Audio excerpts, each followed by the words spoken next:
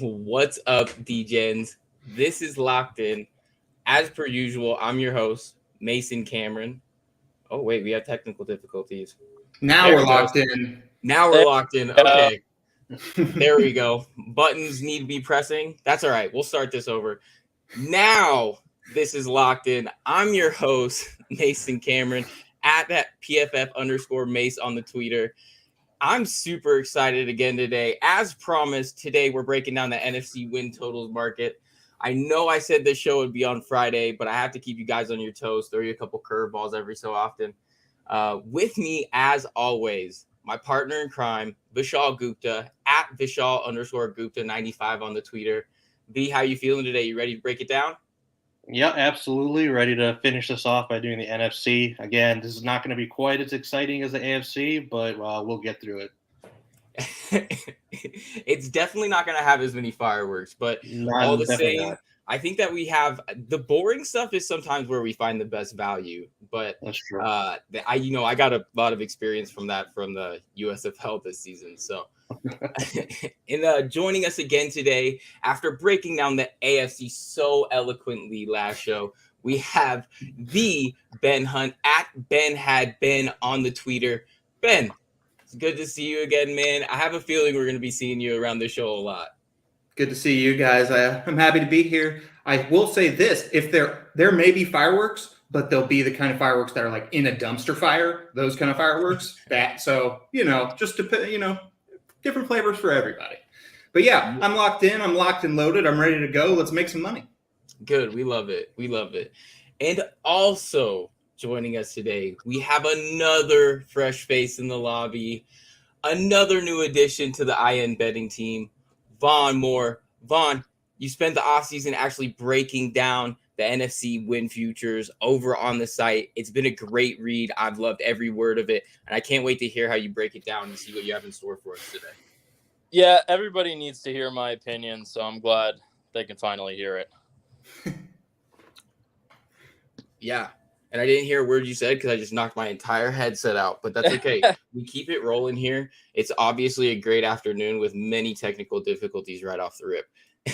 But like I said, I'm super excited. We have a long show. The last show took a little bit longer than expected, and so to make matters worse, we've ended up adding another brilliant football mind into the mix just to make sure that nobody can do any of their afternoon plans for the day, and it takes even longer. So I'm super excited to see how it goes. So without further ado, we're just going to dive straight into the NFC North and see what we have. And for starters, we're going with the Chicago Bears with a line of 6.5. Now, V, I know this is a team close to your heart. Go ahead and break it down for us. What do you see going on this year for your boys? Well, like you said, I have a little bit of bias on this one, so I'll try to stay level-headed and logical on this one. In terms of positives for this team, the only one you can really say is that this was a 6-win team last year, despite having some of the worst coaching you've ever seen in your life. The offensive scheme was indescribable last season. You couldn't even explain what they were trying to do. They did nothing to plan on Justin Fields' skill set. So bringing in a brand new coaching staff, bringing in an offensive coordinator like Luke Getsy from Green Bay, it's going to be so much improved coaching. It's crazy. So if they were a 6-win team last year and now you improve your coaching, you can kind of maybe talk yourself into them going over, but there's still just not enough on this roster to make you feel comfortable. I don't know where they're going to find 7 wins. It's just going to take too much for that to happen. They have some pieces here and there, but this is a team that's a year or two away from actually being competitive most weeks. So, probably take the under or stay away. You wouldn't feel comfortable trying to find 7 wins on their schedule. That's, I think, an understatement there for sure. Yeah. And I know that hurt me to say, but I mean, that's the best way you can put it, especially for the people of the greater Chicago area. Now, I'm sorry. I'd rather lose a bunch of games, but have our quarterback of the future, than maybe some other team. Right. Detroit that could go over, but doesn't have a quarterback of the future. Which one matters more in today's NFL? So, I'll take it as long as we got Fields. Right, exactly. As long as you have something you can build across, we'll see how it goes the next time around. Ben, how are you seeing this team? I know you probably have a very colorful vocabulary on something you might see here. Yeah, if it's going to be colorful, it's going to be all bad words, similar to the dumpster fire that I referenced in the opening. I listened to your whole explanation, V, and I didn't remember until the end that you're a Bears fan. So my condolences. I mean, after going through this roster, it's it definitely leaves something to be desired at just about every level. I mean, I actually am not that down on Fields, considering, as you referenced, the coaching last year. And it should be an uptick. But once again, as you said, where are the wins? And in the trenches, it just seems like they are about to get blown off the ball on every week. Every week they're going to get blown off the ball. Like you mentioned, let's hope for your sake they're in the Bryce Young, CJ Stroud. I sometimes like to throw Will Levis in that category, sweepstakes. And then I'm not really betting anything on this team. I mean, I feel more comfortable with the under than I would on a lot of other teams that we're going to talk about today.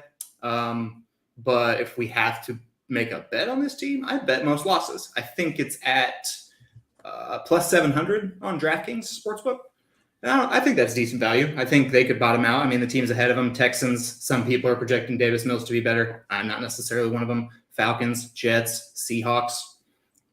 I could see all of those teams out achieving the Bears. So I like that bet if you've got to make a bet on the Bears. But yeah, under. Easy.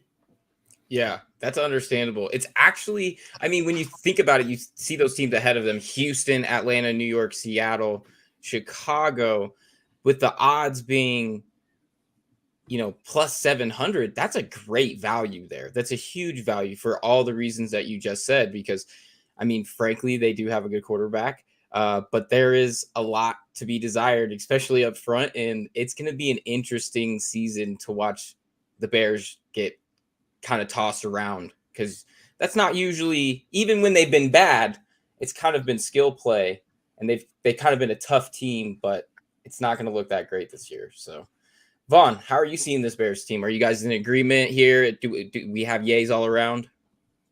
Yeah, I completely agree with all you guys. They are an easy under pick for me. Like you said, like Ben said, plus 700 for the worst team in the league. I think that's great value. So I don't love their head coach hiring. I just think that unless it's like Sean McDermott or an elite defensive guy, Matt Eberflus, I mean, he's a good defensive mind, but I don't think that's the best hire for Justin Fields at all. I think I'm a big fan of Fields. I think he has Russell Wilson potential. I wouldn't say he's good yet, but he definitely has potential. Unfortunately, he needs a support system around him, and he doesn't have that at all. Darnell Mooney's really exciting for me as a young number one option. I love Cole Comet. I think he's really underrated out of Notre Dame last year. He is huge. He's a big boy target over the middle for when Fields is getting harassed in the pocket. He could just dump it off to Comet.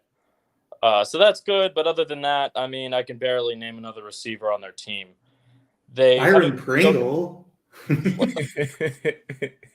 that's the problem. Yeah, Pringles, that's right. How did we forget about Byron? Mr. Chips, yeah. They have a mediocre running game, too. I think David Montgomery's overrated. I think his 1,000-yard system was more of a byproduct of having no other options on the team. I haven't even gotten to their offensive line yet. They have, in my opinion, the worst blocking unit in the entire league. Cody Whitehair, I think, is the only good player I can name on their front five. So he's going to be constantly under duress this year. I think he's going to be the most sacked quarterback in the NFL. If there's a bet for that, I would definitely place a good amount of money on that. To pile on, they also have a terrible defense. Roquan Smith isn't demanding a trade anymore. He's going to play through his final year of his contract. He's a superstar. I love him. He's the best player on the team. But other than him, I mean, it's Robert Quinn on the edge and Jalen Johnson at corner, and that's about it. Other than that, there's a couple rookies with potential, like Jaquan Brisker, the safety. He's been playing really well in training camp, but overall, this is the worst roster in the league, in my opinion. Maybe them or another NFC team that we'll get to later. And I think you guys might know who that is. But especially with the emergence of the Vikings and Lions, I think they could easily go 0-6 in divisional games.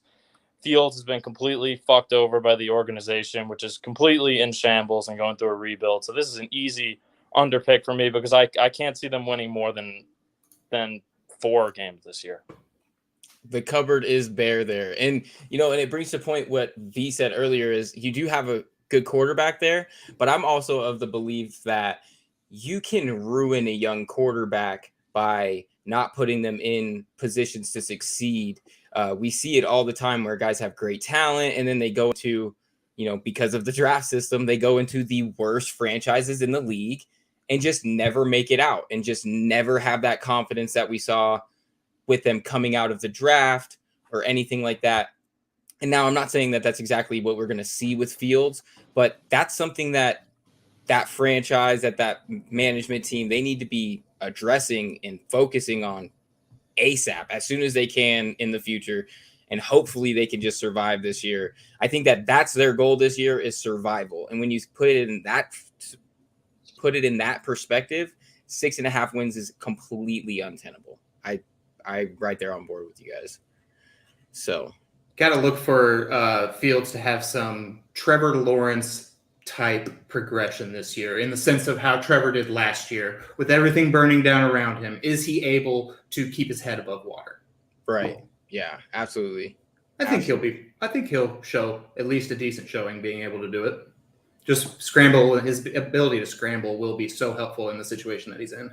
He could be a lot worse off. His athleticism is definitely going to be a huge asset to his health and safety for the coming season. And the coaching staff actually might utilize it. Right. So it's going to be his show for as long as he's there. It's just really how long they don't give him anything to work with. So it's going to be interesting to watch. I almost said it's going to be fun to watch, but I guess don't watch if you're not a fan. There's no point. Go watch something else, I guess. I'll watch every week for Schadenfreudian purposes. All right. So on to the next team in our endeavor here. The Detroit Lions, a favorite of our own Jack Kavanaugh. Jack's not with us today, but we're thinking of you, buddy, as we break down the Lions. A line of 6.5. Now, let's start with the new blood right off the bat. Vaughan, how do you see this Lions team breaking down this year? 6.5 wins. You think they got it in them? Okay, so since I wrote the article about them, I've been watching Hard Knocks, and it's only made me more of a fan of this team. I love Dan Campbell. He's my favorite coach in the league. I'm a Bills fan. He's my favorite coach in the league. He's going to get the most out of his players. I mean, you saw it last year when they were 0-11. The players were fighting tooth and nail for him until the final whistle. So I love that about them. I'm not as bullish on the Lions as I was earlier in the offseason, though, when I wrote the article. I think we'll start off with the quarterback. I think Jared Goff is overrated. I think he's more of a really good backup than starter, kind of like a Nick Foles-ish. They, in my opinion, should have traded for Baker. I think he would have been a perfect fit, but clearly that ship has sailed.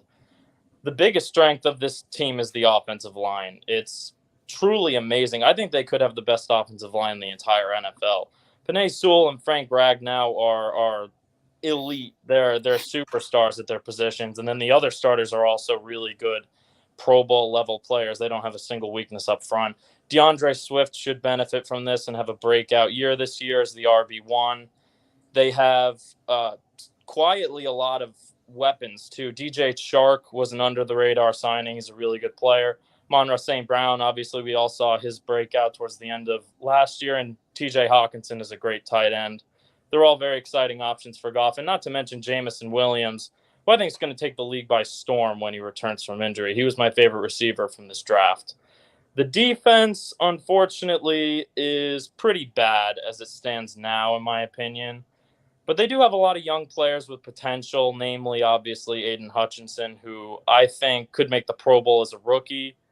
Charles Harris on the other side was a bust with the Dolphins, but he kind of revitalized his career last year with 7.5 sacks. So they could put up a decent amount of pressure on the quarterback. Unfortunately, their linebackers are awful, and the secondary is pretty mediocre as well. Former third overall pick Jeff Okudah is returning from injury, but I've never really been a huge fan of him, and I don't think that he's ever going to live up to his draft position, but maybe he can prove me wrong. I don't know. So it's easy to root for the Lions. I think we all are. They have a lovable coaching staff and a promising offense full of talent. Their defense is going to be their downfall, but I'm taking the over here as I see this as kind of a 500-ish team that'll be playing meaningful games in December, but I don't think they're playoff ready yet. Yeah, I could definitely see it because they do have pieces like, you named Amon-Ra St. Brown, who is a huge fantasy proponent for so many championship teams last year. They have just so much stuff that they can build off of. They really just have to put it together, and it's going to be a good watch. Ben, what are you seeing when you see this Lions team? Yeah, I agree with Vaughan on many levels. I'm going over here. I think it's a relatively easy over when you look at it at face value because it's the Lions. 6.5 is an attainable line. They do have an easy schedule. I think it sets up okay for them out of the gate. They have a week 6 bye. I mean, they could easily be a game over 500 going into that. Like you said, the great offensive line, not much on defense. I could see a lot of shootouts in their future if Jared Goff cooperates. It's just whether or not Jared Goff cooperates. I love Jameson Williams too. He pops off the screen when you watch him. He was my wide receiver 1 as well. But will Jared Goff be able to utilize him and in the best ways? I have my doubts about that. Same thing for Chark. Chark's an inferior player to Williams, obviously, but I have the same kind of route tree that they're best at, and Jared Goff, that's not his strength necessarily throwing down the field. He can hit some good throws and he can look pretty once in a while. When it's right, it's right. But yeah, it's just not right enough, and that's why, as you referenced, he's kind of a backup. I think it's kind of a bit annoying. I must say it's kind of annoying, the groundswell for them, how they're everybody's team. I think it's just because even before Hard Knocks, they were everybody's team. And Hard Knocks obviously blows that up, and HBO does a good job, even though I tend to believe they overproduce it just a little bit. But I've only watched a few clips, and it's just like, oh man, they could have toned the music down a little bit. But I mean, we were talking about that with the Jamal Williams clip, where it's just such a heart-wrenching speech, and they have this really corny music behind it. The words speak for themselves. Yeah, you're let the man's words breathe. Yeah, you don't need to put a Hans Zimmer score in the background. It has enough power in and of itself. Well, and Ben, you know why people were Lions fans before Hard Knocks? It's because the meme culture, and when you put on your Twitter that your new head coach likes biting kneecaps, of course you're loved by everybody. It's just how it goes. You're the internet marketing team. You're the internet football coach now. And another thing about Hard Knocks is they focus way too much on David Blau. Who cares about David Blau? Come on. They probably really like David Blau, the producers. They have great conversations with him off camera. They're like, oh, we got to give this guy some screen time. David Blau's uncle is the producer or something like that. So I think it's funny how they were the off-season darling along with the Jets, even though the Jets have kind of fallen off and now everybody's on the Lions. But yeah, I agree also with the DeAndre Swift thing. I wrote up his receiving props in one of my season-long player props articles. Those are easy hits. I mean, he almost hit them last year in his first year with inferior talent around him that he has now. And I believe he missed 4 or 5 games. I might have the number wrong. But yeah, those are very good bets. Go out and bet those if you can. Yeah, the offensive line is just too good. Right. And I think there's going to be a lot of shootouts. And so DeAndre Swift, I mean, the best thing he is the short route tree, those flares to the outside, and it's going to be so great because I feel like everybody will be scooting back to guard Chark and Williams when he's on the field. People will be worrying about St. Brown because he did have a little mini breakout there at the end, and Hawkinson's a respectable tight end. So yeah, it's going to be fun to watch. I just don't necessarily think playoffs are in their future or anything. I think they'll get over, 8-9 wins. That'll be a major victory overall morality for the season. Yeah, I mean, and you put it, you said this early on in your soliloquy there that it all depends on Goff. Like if Goff is going to do what they give him, and when you don't really have a super offensive minded head coach and a quarterback that doesn't have Sean McVay, propping him up, it becomes a balancing act and a little bit hard to maneuver around and dance with. So it is going to be interesting to watch, and that is probably going to be where their shortcomings are and where they fall. But it's going to be something to watch because they have pieces to break it down. What do you think about this one, V? Yeah, I'm kind of in agreement. I can see them going anywhere from 5 to 8 wins. It wouldn't shock me if they fell anywhere in that range. I agree, though, the detriment is going to be definitely on defense. It's not good at all. They're not going to have any success stopping anybody this year. And Goff is capable, like we've all said, but he's not good enough to lead you into a playoff run or win you playoff games or anything like that. He's going to make typical Goff mistakes every now and then. That's going to cost this team dearly. So it's a little curious what their plan is at that position because, yes, winning 7, 8, 9 games would be good for their culture, but where does that leave you in terms of your quarterback going forward? You're not going to have a good draft pick if you're winning 7, 8, 9 games. What is their plan? Like, I know a lot of people are hyped over the picks they've made over the last couple of years, but in making those picks, they've passed on good quarterbacks who they've had the potential to draft.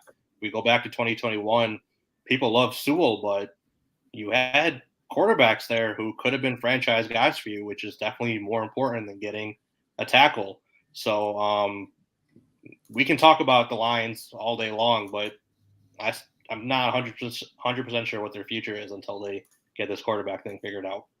Well, and another point to that is that in the offseason where you had the most quarterback movement and like when I see this Lions team, I think, man, this team could actually be pretty decent if they had a real veteran back there at quarterback that kind of knows what he's doing. Not to really, down Goff. Goff's a decent enough player, but I mean, if you took a couple notches ahead of Goff, everybody's talking about the Lions at that point. Matt Ryan. And right. Well, I think Baker. Baker, Matt Ryan. If you take one of these guys, everybody's talking about the Lions.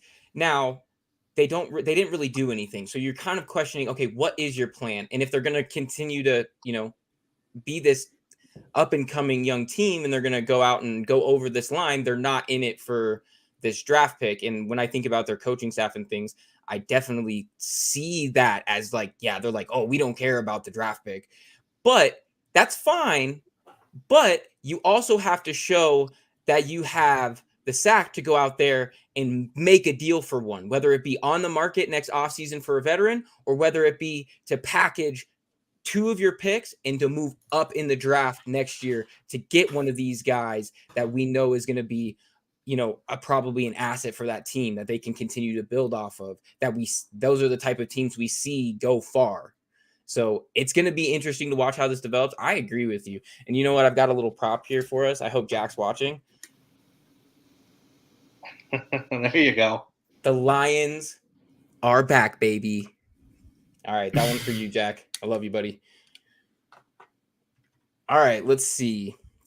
Now we move on to some heavy hitters in the division. We're going right into the Green Bay Packers. 11 and a half wins, depending on where you shop it. Let's start with Ben. Ben, what were you seeing when you see this Packers team? Well, I'm unsure if I mentioned it last time, but I am a diehard Packer fan. Go Pack, go. My mother, born and raised in Green Bay, so I'm not just some guy that picked it, all right. But it's a little sad looking at this roster. I mean, it's great. It's a little bittersweet, I should say, because as a Packer fan who grew up in the 90s, Brett Favre, terrible defenses, interceptions, and lots of touchdowns. And it would just be – it's great to have this defense on paper. They look so good. And by my measure, the best defense in the league and with depth, especially if Alexander can come back. But on the outside, leaves something – on offense, leaves a lot for me to be desired. It does quell a little bit a couple of my fears having Elton Jenkins and Robert Tonyan activated off PUP. That makes me feel a little bit better. Those were some big holes because they need those guys. They need a tight end that can actually contribute. Makes me very sad, the possession of Christian Watson. But on the other hand, it's pretty funny when you're in fantasy leagues and people are out there drafting Christian Watson because, I mean, that's hilarious. It's like they're almost not even aware he had knee surgery, and then they're almost they've never watched him play or something. The jump from North Dakota State to the NFL is going to be something for him. Well, and don't they know it's Romeo Dobbs' season? I like Romeo Dobbs, but there's a reason he's number 4 right now, I think. Like, I actually worked quite a few Nevada games last year for PFF, and I like Dobbs a lot. But when you look at it, he's just going to be stopped in some cases. He has all of this skill. He is a very skilled player, as you could see with his touchdown catch the other night. But when he's going to run into some corners that just lock him up, and I think that's going to be a problem. And then you just look back at what they have had, what they could have had. There's a couple teams that we're going to talk about today that I feel like their window has closed, or at least their best, most open window has closed. And the Packers are one of them. They should have went out and got Odell Beckham, or they should have drafted one of the many receivers they could have drafted instead of all the offensive players they chose to draft. If you just go back in the past few years and take the next wide receiver off of the board when the Packers drafted an offensive player, and some of those were good players. Elton Jenkins is one of them. You wouldn't want to replace, you wouldn't want to get rid of him. But some of the players include A.J. Brown, T. Higgins, Terry McLaurin. I mean, I love George Pickens, so I'm putting George Pickens in there. The list is long. Josh Palmer's on that list. It's going to be a year where I'm going under. I think they're going to get to double-digit wins. I think they're going to front run the division, but the ceiling's so much lower than it ever was. And like, is it Sammy Watkins' season? I mean, that's almost what it has to be. Because with all due respect to Alan Lazard, I have to say to people, have you watched him play? Have you watched him play? He's going in the top 100 in fantasy drafts. Have you watched him play? I don't think he's going to be able to separate consistently against cornerback ones. That's just me. Yeah, and you bring up a good point. Could you imagine if the Packers had taken just the murderer's row of wide receivers that have been available while they fumbled the bag during Aaron Rodgers' tenure? Or just one. Just one of them. You could just take one of them. Because the problem is when Alan Lazard is out there and he can't get open, and when they're triple covering Devontae Adams, who we don't have anymore. So, yeah. Sorry for saying we. Obviously, my feelings are hurt mostly by off-season transactions and obviously some playoff failures. It's okay. We hear the pain in your voice, Ben. We know it's sincere. Yes. Well, I'm glad. Thank you. So, V, what are you seeing when you see this Packers team? Are you seeing that resurgence, or are you kind of on board with what Ben's saying here with the tamp down expectations? Yeah, I think we're going to be seeing maybe a little bit different Packers team than we're used to. This is not going to be like a high-flying, air raid type team that I think we're used to seeing with Aaron Rodgers. This could be a very defensive-focused, run game-heavy offense, which we just haven't seen out of Green Bay, but that's because that's what their strengths are going to be. I think, like Ben said, their defense is very good. They have players at every position on that side of the ball who can make plays, so they're going to be very hard to score against, move the ball against. They have 2 good running backs. They have a line that's good, that's injured right now, but once it seems like people are coming back. I think Bakhtiari just got taken off the PUP recently as well. He's doing individual drills soon. So their line could be back to normal, very good. So they could be ground and pounding you with Aaron Jones and A.J. Dillon. And then occasionally you'll have Rodgers do what he does. He can make any throw that you want. Are the receivers going to be running the right routes? Are they going to be making all of the catches that we've seen the receivers do in the past? I think that's obviously the biggest question. So it's going to be interesting to watch. I think we're going to be seeing a lot more 20 games out of Green Bay than we're used to. And it's just, can their defense suffocate the opposing teams enough? Can they run the ball efficiently enough? And if that's the kind of style you're playing, even in a weak division, getting to 11, 12, 13 wins isn't going to be very easy. So I can get on board with the slight under on this one as well. Yeah, and it kind of brings to point, like, the Lions topic I just said earlier about how they have some pieces and, you wonder what they would do with a nice veteran quarterback. And the Packers are kind of what that is. They show you what a real quarterback can do to elevate all the guys around you.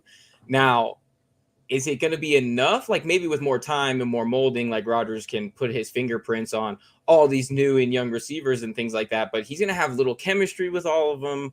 And we know Rodgers isn't afraid to tell dudes that, what he thinks, and that he's not afraid to doghouse guys and lift up practice squad guys because he likes so-and-so more than so-and-so. And it just becomes an act that I think that the most interesting thing, in my opinion, watching this Packers team this year is going to be counting how many times we see Rodgers absolutely mauling on the field over a missed block pickup, a wrong route run, or just not all guys are accustomed to handling that kind of talk and pressure from their quarterback. Some guys might not take that well and just not be able to mesh with this team. That's hard coaching. It takes a certain type of player to handle that kind of stuff. It's the Kobe effect. It's the Kobe effect. I say it all the time when I talk about basketball. It's like think about how good some of those Lakers teams could have been if Kobe was down with bringing in, more of, or I shouldn't say down with bringing in, but like more of a receptive leader as opposed to a really hard-nosed, like my way or the highway type of guy, which drove a lot of dudes off. And now no one's saying that Rodgers is exactly like that, but I mean, you hear rumbles of it. So, when there's smoke, there's fire. So I'm kind of right there on board with you guys at under 11. What are you seeing when you see this team, Vaughan? Okay, so the first thing I think about is GM Brian Gutekunst, or Goody, as my brother calls him, has built one of the weirdest rosters in the league, in my opinion, which isn't necessarily a bad thing, but it's just like, I don't understand the strategy. Like their team is designed like they have Lamar Jackson at quarterback. Like they just completely ignore the receivers because their biggest threat is the run game, and they have Aaron Rodgers. So I don't get that. It's almost like they think that they don't need to add good receivers because they have Aaron Rodgers, and I just think that's so unfair to him. But they have, in my opinion, without a doubt, the worst group of receivers in the league. It's full of washed up veterans like Sammy Watkins and a bunch of rookies. However, of course, we all know Nicolas Cage, a.k.a. Aaron Rodgers, is still one of the best quarterbacks in the league, and he will find a way to overcome the lack of talent, for sure. The running game is tremendous. I think it has the ability to carry the offense on its own. Aaron Jones and Dylan are awesome. Dylan, to me, is going to break out as the RB1 this year, and I think he's going to have 1,000 yards rushing. That's my hot take for this team. The offensive line, it's nothing outstanding, but I think it's decent enough all around not to be a liability or anything. Meanwhile, the defense is completely loaded. I was shocked when I looked at the depth chart. I was like, holy shit. I mean, every single position, I couldn't see a weakness on their entire defense. With the drafting of Quay Walker and Devontae Wyatt, who I believe both of those guys were underrated on Georgia's defense and have superstar potential. I really do. And outside of them, they got Rashawn Gary, Kenny Clark, Devondre Campbell, who are all pro caliber players. And I haven't even mentioned their best defensive player, who's Jair Alexander, obviously, who's arguably the best corner in the league. He shuts down everybody on a weekly basis. So to me, and the rest of the secondary is pretty good too. To me, outside of wide receiver, the Packers are a complete roster with an elite quarterback. With that in mind, I love the Vikings this year. And I like the Lions too. I think they're improved. They may not win the Super Bowl this year. I think the receivers are going to let them down eventually. But I think their roster is just too good not to reach 11 wins. So I'm going to disagree with you guys and take the over, but I don't feel great about it. I could see it. 11's just, I think 11 is a high line. I think that scares a lot of us off. But you do put it great that they have a good roster. And when you have you talked about how it's funny how sometimes when you have a great quarterback, GMs outthink themselves, and instead of making a strength by adding more to it, like receivers and stuff, they subtract from it. So you get like a mobile quarterback, and they're like, we'll save on offensive line this year because he can run. And then they'll be like, oh, we have a great passing quarterback. Oh, we'll save on targets because he can throw it to anybody. And it's just like, I think that almost is the difference between really good teams, like teams that utilize their personnel well, and teams that end up falling short of expectations. And that says a lot when you're a team like the Packers, who have a lot of expectations every year. So, yeah. I wish I could shout him out. Somebody in the media, but he sent me a supposed copy of their organizational flowchart and what they value in the draft. And wide receiver 2 was in, like, I believe the 4th tier. So yeah, it is a little odd. And a couple things. You got the stylistic things. It's almost like they are counting on having the 1 seed every year and being in Green Bay, Wisconsin. And that's how they're building their team. And so I appreciate that they're building it for the snow and the elements, but let's be honest, in a couple of years when Rodgers is gone, that's probably not going to work out. And when Rodgers is going to melt down on third and 7 or whatever, when no one's open and he has to throw it away. yeah, absolute just goes ballistic, and I can't wait to see it. Yeah, it's going to be great. AJ Dillon props. Yes, AJ Dillon props for sure. Feeling the love? You're not feeling the love for the future? Actually, I mean, Jordan Love showed his first glimmer the other day, but I mean, I can't get behind his first glimmer after this much time sitting around studying, supposedly. Yeah, we live in the alternate universe where Drew Lock and Jordan Love end up glimmering and end up becoming starting quarterbacks in the league. I'm convinced. That's a very alternate one. On to the we live in the absolute alternate universe, just the goofiest one on the list for sure. So on to the last team, we have the Minnesota Vikings, about 9.5 wins, depending on where you shop around. Let's start with V again. V, what are you seeing when you see this Vikings team? Yeah, this is another tough one. I mean, I think maybe the NFC North has been one of the harder ones to figure out, because I feel like these lines are kind of right on the money. It can really fall like one game under, one game over for a lot of these teams here. Obviously, there's talent there. You love Justin Jefferson. You love Dalvin Cook. Cousins is very capable of putting up points. We've seen him do it. It's just whether he wants to do it on a consistent basis or not. He can do that. You bring in a guy from the Rams, Kevin O'Connell. You're hoping that can, move this offense into a more future system, and like where they're actually pushing the ball down the field consistently, putting up points, doing all this sort of thing. We haven't seen it yet, though, so it's kind of just hope on paper. There's still talent on defense. You have Harrison Smith. You have Eric Kendricks. You bring in Darius Smith, who everybody's saying is kind of back to his normal form. So there's talent there, too. I guess this is going to come down to, like, how are they going to go in their division games? Can they get the better of Green Bay in one or two of their games? Can they continue their sweep of Green Bay or of Detroit? Can they continue their sweep of Chicago and stuff like that? If they can, go 4-2, 5-1 in the division, you can see them hitting that over. If they're going closer to 3-3 in the division, then, this can go under. So, I would probably, just stay away. I don't really have a good feeling either way. It's just too much unknown with how this team is going to look. Yeah, and I feel like they were exactly like this last year and exactly like this the year before.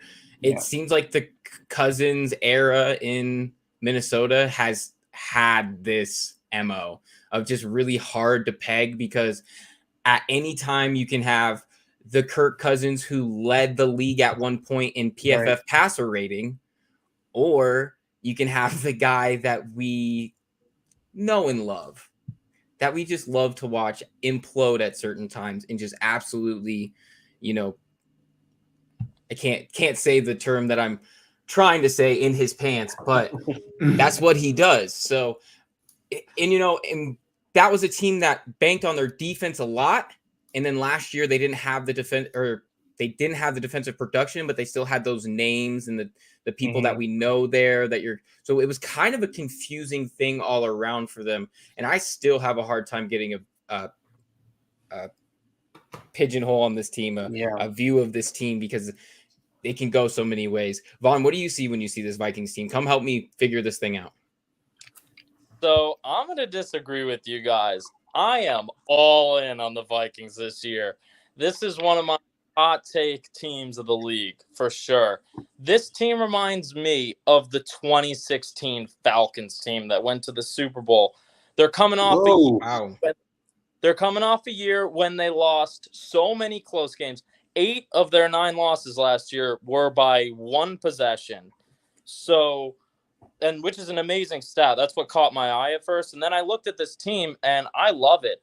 I think the new head coach, Kevin O'Connell, is going to have a Shanahan-like effect on this offense and take it to the next level. They just have too many positives. Kirk Cousins, look, he's as solid as it gets. He's not a superstar, but I think this year he's going to put up the best stats of his career. And if the Vikings win, a lot of those close games that they lost last year, I really think that he's great value for MVP for me. I think he's a very sneaky under the radar guy for me. Put a couple bucks on it and see what happens. Justin Jefferson and Dalvin Cook are amazing. Jefferson, I think, is going to be the best receiver in the league this year, and he was I had the 2nd overall pick in my fantasy league, and I took Jefferson. So, PPR, so took Jefferson. I think he's going to be great. Adam Thielen, as solid and reliable as ever, crafty, whatever adjective you want to use for him. And KJ Osborne and Irv Smith Jr. are dangerous receiving threats in their own right. But what I look at as the most underrated part of this team is the offensive line. I really do. The offensive line retains most of their starters from last year. Reportedly in training camp, Christian Darrisaw, the left tackle out of Virginia Tech last year, is looking like an absolute monster. He was shutting down Nick Bosa in joint practices, and everyone's, drawing the Trent Williams comparisons in practice. I think that's a little reactionary, but we'll see what happens. The center, Garrett Bradbury, he's struggled, but I think he has the talent to improve as a former first-round pick. I'll continue looking at my notes. The defense, it's not as good as the offense, but it still has a lot of really good players.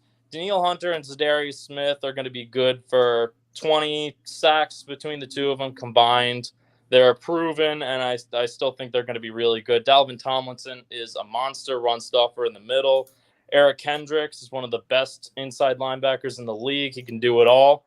At safety, they added Lewis Cine in the draft, who I really liked, as the complement to longtime Vikings great Harrison Smith, who's still killing it back there at safety. Unfortunately, so they do have, like the Packers, one glaring weakness on their team, which is cornerback.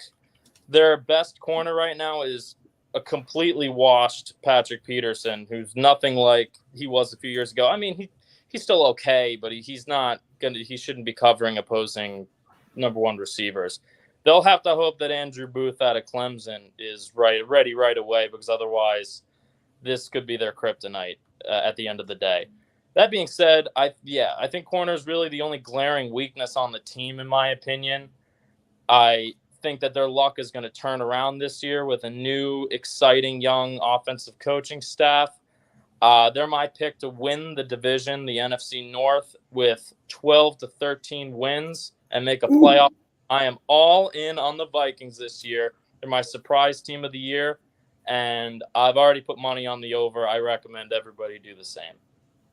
I like it. I like how bullish you are on them. You don't hear that take a lot, and you bring up their corners, and that's a good – I think that when you look at – that's not the worst position to be weak at right now in their division. Now, in the past, it kind of was, but not anymore, because, I mean, are they really that worried about some of the guys that we've talked about? Now, we've gassed up some of these guys for sure, but, I mean, they can get away with it. I think my biggest hesitation is always just – it might have been, like a reflex from the Mike Zimmer days, because I'm always a big like players coach kind of guy. I think that's why everybody likes Dan Campbell, because he's a players coach. Players get the most, or he gets the most out of his players because his players want to play for him. And I think the opposite of guys like Mike Zimmer, where it was my way or the highway, or real hard nosed, real old head, real, we're going to win by defense and this. And I just don't think guys play for that all the time. And Kevin O'Connell might be the jolt of lightning that this, as you've put it, really good roster needs to, excel. So it's going to be interesting to watch. And you brought up, I actually have some numbers here. You brought up taking them to win the division. And I think that that's a really good bet, because when we look at what they have here, they are about plus 270, generally about 250-ish at the real books, but 270 you can find at some places to win that division. And I mean, for all the reasons that we talked about, the two bottom feeders in this division and Green Bay maybe not being up to standard, like, why not? Why not sprinkle a few dollars there and see how it goes? So it's going to be definitely an interesting watch to come up. And let's see. Who didn't go? Ben, did we get you? Yes, sir. Here? Who did I Yeah, get? I'll talk about the old Vikings. I'll do it if you want me to. Go ahead. Let's get you in here, Ben. What do you think about this old Vikings team here? I like it a lot. I like a lot of things everybody said. Vaughn, I like that he said picking him at 2 in a PPR league for fantasy. I did that very recently. It was a 3. You have to start 3 wide receivers and a flex, so it's a little easier in that situation. Why didn't any of you guys tell me this when I was selecting 2 in our PFF fantasy league? And That's where I did it. My palms are still sweating from the nervousness of taking my guy Christian McCaffrey. Like, I'm sweating right now. I love me some Christian McCaffrey. I said to my roommate when he was at Stanford at the time, if the Patriots get this guy, because it's hard to see a running back like him going in the top 10 like he did. But if the Patriots would have gotten him with Brady and those choice routes, oh my gosh, that would have been so. So it's hard for me to pass on him. I love him so much, but there's just so much less risk with Jefferson in a fantasy draft, and the ceiling seems to be there. And I watched a lot of I have Jefferson in a lot of keeper leagues, or I had him last year in a lot of season-long keeper leagues redraft. And so I watched a lot of Kirk Cousins last year, and Jefferson's always open, and Kirk does not throw him the ball as much as you would want him to, in my opinion. Hopefully that goes up. And I think it will, because the separation, just built-in separation, he's going to be schemed in this offense, is going to be great. I think when we're talking about the line, 9 or 9.5, I'm going over.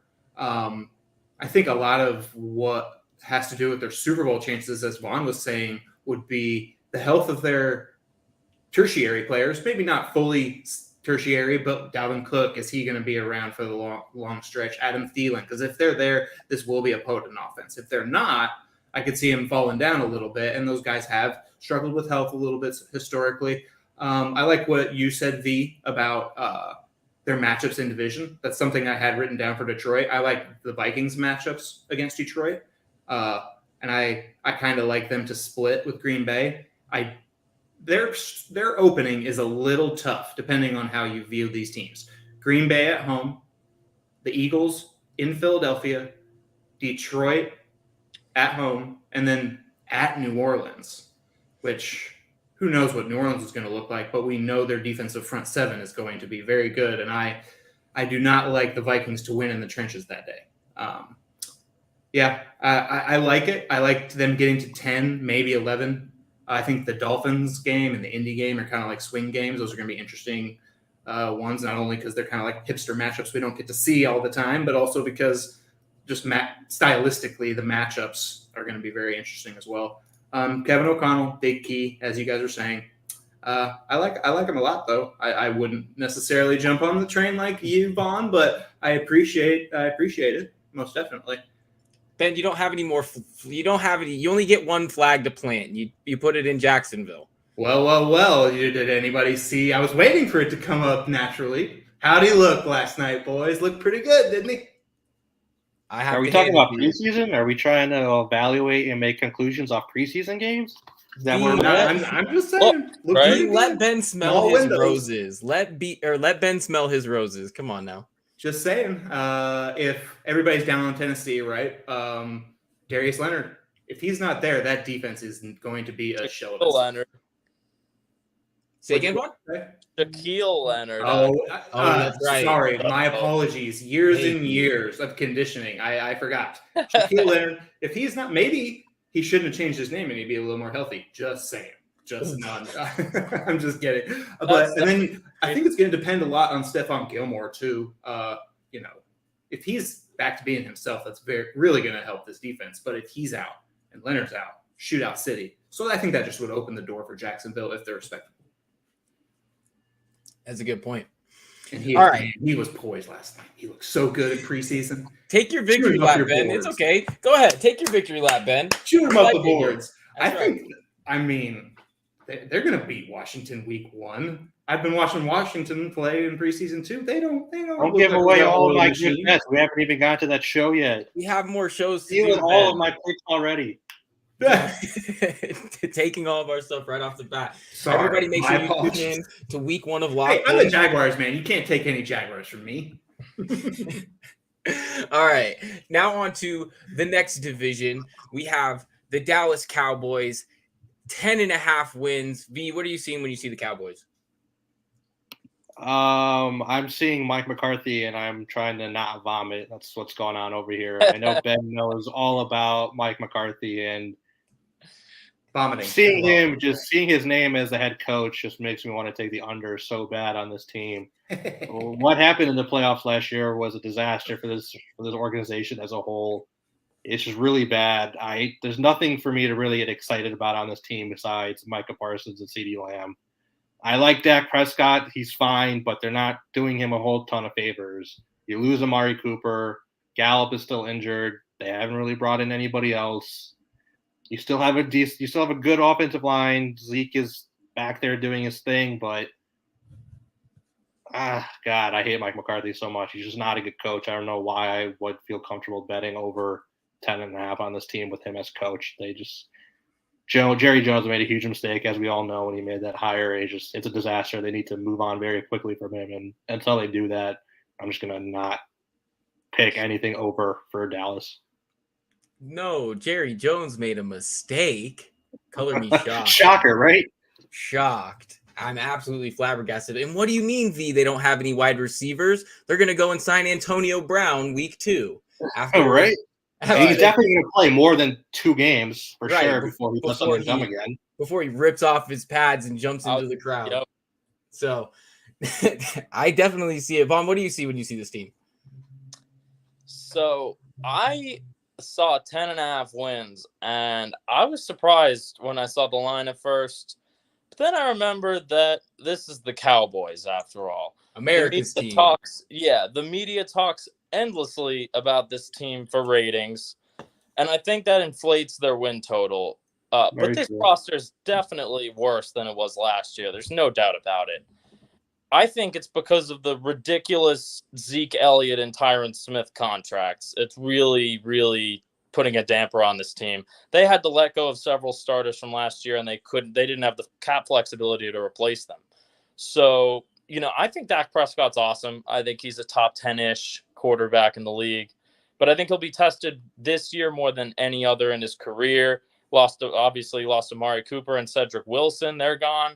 So he's going to have to rely on CeeDee Lamb. CeeDee Lamb, he's got superstar potential, and I think he'll put up great stats this year. It's a good fantasy pick. But other than that, it's a banged-up Michael Gallup who we don't know yet if he's going to be as good as he was before. But Zeke is almost a plotter at this point in his career, goal line, short yardage guy. And Tony Pollard, to me, is just a third down guy. He pops a little bit, but I don't see anything else other than that. The offensive line, they lost Connor Williams and Lyle Collins, who are key players, and they couldn't replace them because of the cap problems. Tyron Smith can't stay healthy, and that leaves Zach Martin as really the only blocker they can depend on. So that's not good. The defense is mostly the same as last year, which isn't very good, other than Micah Parsons. They lost Randy Gregory, which is an under-the-radar loss for them. Although I think Parsons can make up for that vacancy in their pass rush. DeMarcus Lawrence is way overpaid. He's solid, but he's kind of overrated as a pass rusher. And there's no one really proven at D tackle. There's no one really at linebacker. Van Der Esch isn't the same player as he once was. Trayvon Diggs, awesome ball hawk, but we know all the memes on Twitter and everything. It's real. He lets up a lot of yardage, and he'll create some turnovers. And Jaron Kearse is a solid player in the back end, but no other DBs really scare you from an opposing offensive perspective. This roster screams 500 to me. They have some star players for sure, but they lack depth across the board. And they're just a few injuries away to me from kind of being a disaster, because Mike McCarthy's not a good enough coach to compensate for a weak roster, in my opinion. So if you couldn't tell, I like the under here. I think it's safe to say, and after seeing the clips of practice squad wide receivers absolutely cooking Trayvon Diggs, right? Multiple times. It is going to be an interesting year, especially because cornerback play is so volatile that from year to year, it's the hardest piece of football to grade and to peg, because absolutely elite shutdown corners can just plummet off of a cliff the very next year. And the decline is steep, as we've seen with another corner we talked about a little bit earlier in Patrick Peterson. The decline goes so fast for some of these guys, especially because they have to rely on speed. You don't find very many Revises that just shut down people year in and year out. And you're really going to see the Diggs crowd quiet down this year, in my opinion. And I think that you're going to see a lot of shootouts that they just come up short on, and they'll probably end up with like a good 8 to 9 games within one score that they fall short of. At least that's how I see it. Ben, what do you see when you see this team? I mean, the guys are under. Are you in agreement here, or are you a little more bullish on these Cowboys? Absolutely not. I'm going to make it unanimous under. Definitely if it's 10.5. I mean, 10.5 makes you feel an extra level of safety. If it was 10, I wouldn't be interested, but I think I'm actually going to bet this one.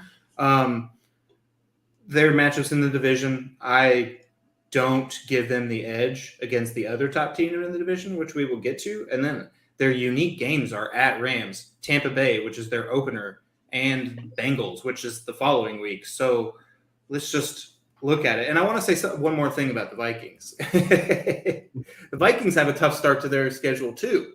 So if you're high on the Vikings, buy the dip, because they could start out a little rough and then catch fire, which I actually think, if you believe in the Cowboys, could be the exact same thing. I mean, I got them losing to the Buccaneers, losing to the Bengals. Then they got Giants and Commanders, but then they're at Rams, at Eagles. Then they play the Lions, and everybody's high on the Lions. So it's not necessarily the easiest start. That week 1 game is going to be pretty big. I think if they start rough, we could be looking at a hot seat for McCarthy, as some people are already saying, even before games have been started to play. His line for first coach fired is plus 600-700, depending on where you look at it. 600 at DraftKings. This is another team, much like the Packers, only much more drastically. I think that their window has closed. It was last year, and they botched that game against the Niners. They should have. That was terrible. I cannot believe it. And they're going to fall back down to earth, not just Trayvon Diggs, and definitely not Micah Parsons, because he's a pass rusher, and that carries over from year to year. But like you said, Mason, coverage is tough. But it's tough to forecast from year to year. So much variance. Same with turnovers. I think they were first or second in turnovers, and they benefited so much from that. And Dan Quinn, how he reinvented himself, right? That's probably over. How much new stuff does Dan Quinn have? I see it probably falling back down to earth. If I got to say something good, though, Jalen Tolbert looks fine. I mean, his movement skills look good, and he's got skill while moving, which is not something that – because everybody's like, oh, this when the people are coming out in the draft, oh, he moves so well. But are you good while you're moving? Can you make football plays while you're moving? to put him in contrast. Jalen Tolbert versus Diami Brown. Diami Brown doesn't necessarily look like he has the greatest ball skills, whereas Tolbert exhibited some of those yesterday. But yeah, under CD, hopefully a breakout year for him. I referenced to betting him, I don't know, about a month ago or however long in the receiving title prop article I put out.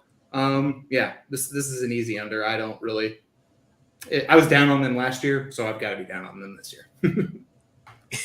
Well, we approve of being down on the Cowboys, but it tends to be the type of thing that we fall in line with too. Great minds think alike, I think is how they put that.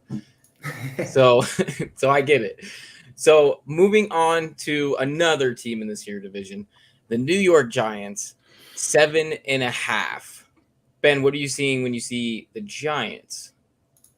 This reminds me a little bit of the Bears in terms of quality of the roster. They kind of have an easy schedule, but I doubt they're going to be able to take advantage. 7.5's kind of high. Their unique games aren't the hardest. Panthers at home, Ravens at home, and then at the Seahawks. I just don't. I think this is more of an indictment of Daniel Jones as a quarterback, and I don't think the system that they're running is the perfect system for him. I'm not going to come on here and say that I know the perfect system for Daniel Jones. I'm not a Daniel Jones guy. I never have been, probably never will be. But I don't think it's going to be what they're running with Dable and Mike Kafka. I think they're going to be running some quick hitters. So quick game is what I've been reading, and that's not what I would want Daniel Jones running. It's almost like Mike Kafka himself would be better at running the offense that they're installing there, if you remember how he played. It's kind of sad because I like a lot of their individual players. I mean, Saquon, everybody likes Saquon. I doubt that Dable can fix it right away, if at all. It's kind of strange. I would have tried to distance myself from Daniel Jones, but maybe they'll try and bottom out and get a high pick and help the old Big Apple. Yeah, I think that I definitely get what you're saying there for sure. And I think a lot of the expectations around this team are people expecting Dable to, do exactly what he did with Josh Allen and just turn a guy that a lot of people thought was not going to pan out in the league and turn him into a top 2 or 3 quarterback in this league, maybe the best quarterback in this league. So it's going to be an interesting watch to see what he does with Dan Jones. Vaughan, what do you see when you see this Giants team? So I'm actually going to disagree with some things you guys said. So I'm a Bills fan. I actually didn't love the hiring of Brian Daboll. He's a good offensive mind. He's a pretty good leader, but I think he was a little overhyped because I think people are giving him a little bit too much credit for the development of Josh Allen. I think a lot of that was Ken Dorsey, the quarterback's coach. And I think that Josh Allen, I think was much better earlier on in his career than people want to give him credit for because they look at the box, score stats and all that stuff. But, his number one receiver when he was a rookie was Kelvin Benjamin, who ate himself out of the league shortly after. And you couldn't name another receiver on his team. I think he was better than people give him credit for, and he had to really carry that offense. But I think Daboll is, fine. He'll do a decent job. And he's definitely an upgrade over Joe Judge. That's for sure. He's not going to call quarterback sneaks on his own 1-yard line, or hopefully not. That was a disaster. So Daniel Jones, also, I'm going to disagree with you there. I think he's the most overhated quarterback in the league. I really do. He's played with the worst offensive line in the league for his entire career. He hasn't had much of a chance to prove himself. I think this year he has the best supporting cast of his career and will probably have the best season of his career so far. I think he's got a decent arm, very, very smart. He's a good leader, good in the locker room, and I think he has sneaky athleticism as well. And I think, going on that offensive line, I think the improvement of Andrew Thomas and the addition of Evan Neal, who I loved coming out of the draft, he'll at least have really good outside pass protection. The interior is still a question mark, but they got John Feliciano, Glowinski. They got they got some solid free agent additions in the middle there, so it's not going to be a disaster like it was last year. Saquon Barkley is finally back to full health, apparently. Hopefully he can be back to his rookie year form. Kenny Golladay looks like a free agent bust. He's been, every clip you see of him doesn't look good. But Kadarius Toney and Wan'Dale Robinson are exciting, promising young receivers who can take the top off of a defense for sure. Going on the defense, I think it's a little bit of a mixed bag. Leonard Williams and Dexter Lawrence are very underrated players. They could do it all. I really like them to pop this year. They added Kayvon Thibodeau on the edge. I'm lower on him than most people, I think. Being the number 1 high school recruit in the nation when he came out of high school has made him a little overhyped. I don't really see the special talent that other people do. He was pushed around a lot but he was pushed around at times last year by opposing blockers who wouldn't even dream of making the NFL. So I think he's going to struggle as a rookie. Azeez Ojulari's solid on the other side. He has the ability to improve, but he's nothing special. The linebackers are, we don't know about the linebacker. Blake Martinez is coming back from injury, but who knows what he's going to be, and I don't see anything else there. And the defensive backs are mostly unproven or inconsistent players who have talent, and they're highly drafted players, but they'll definitely have some bumps in the road pass defense-wise. To me, this is definitely not a playoff roster by any means, but they're definitely better than last year. And this is a perfect example of a 7-win team for me. I would avoid this like the plague. I wouldn't touch this. So it sounds like the odds makers know what they're doing with this line. Yeah. You know what? I like you, Vaughan. You can come on my show and do against the grain takes anytime. So you come in here, you disagree with us all you want. I love it. That's an interesting take, though, that I'm not going to lie. I think it's a little bit of the Bills fan in you, a little bit of the cope from losing Dable, but it's okay. We'll let that slide for now. What do you think, Ben? Ben, you might be muted. Sorry, my apologies. I've got a question for you, Vaughan. Why you think it was less Dable and more, I'm blanking on the guys, Ken Dorsey. Why you think it was more Dable and not Ken Dorsey in terms of the offensive success in Buffalo?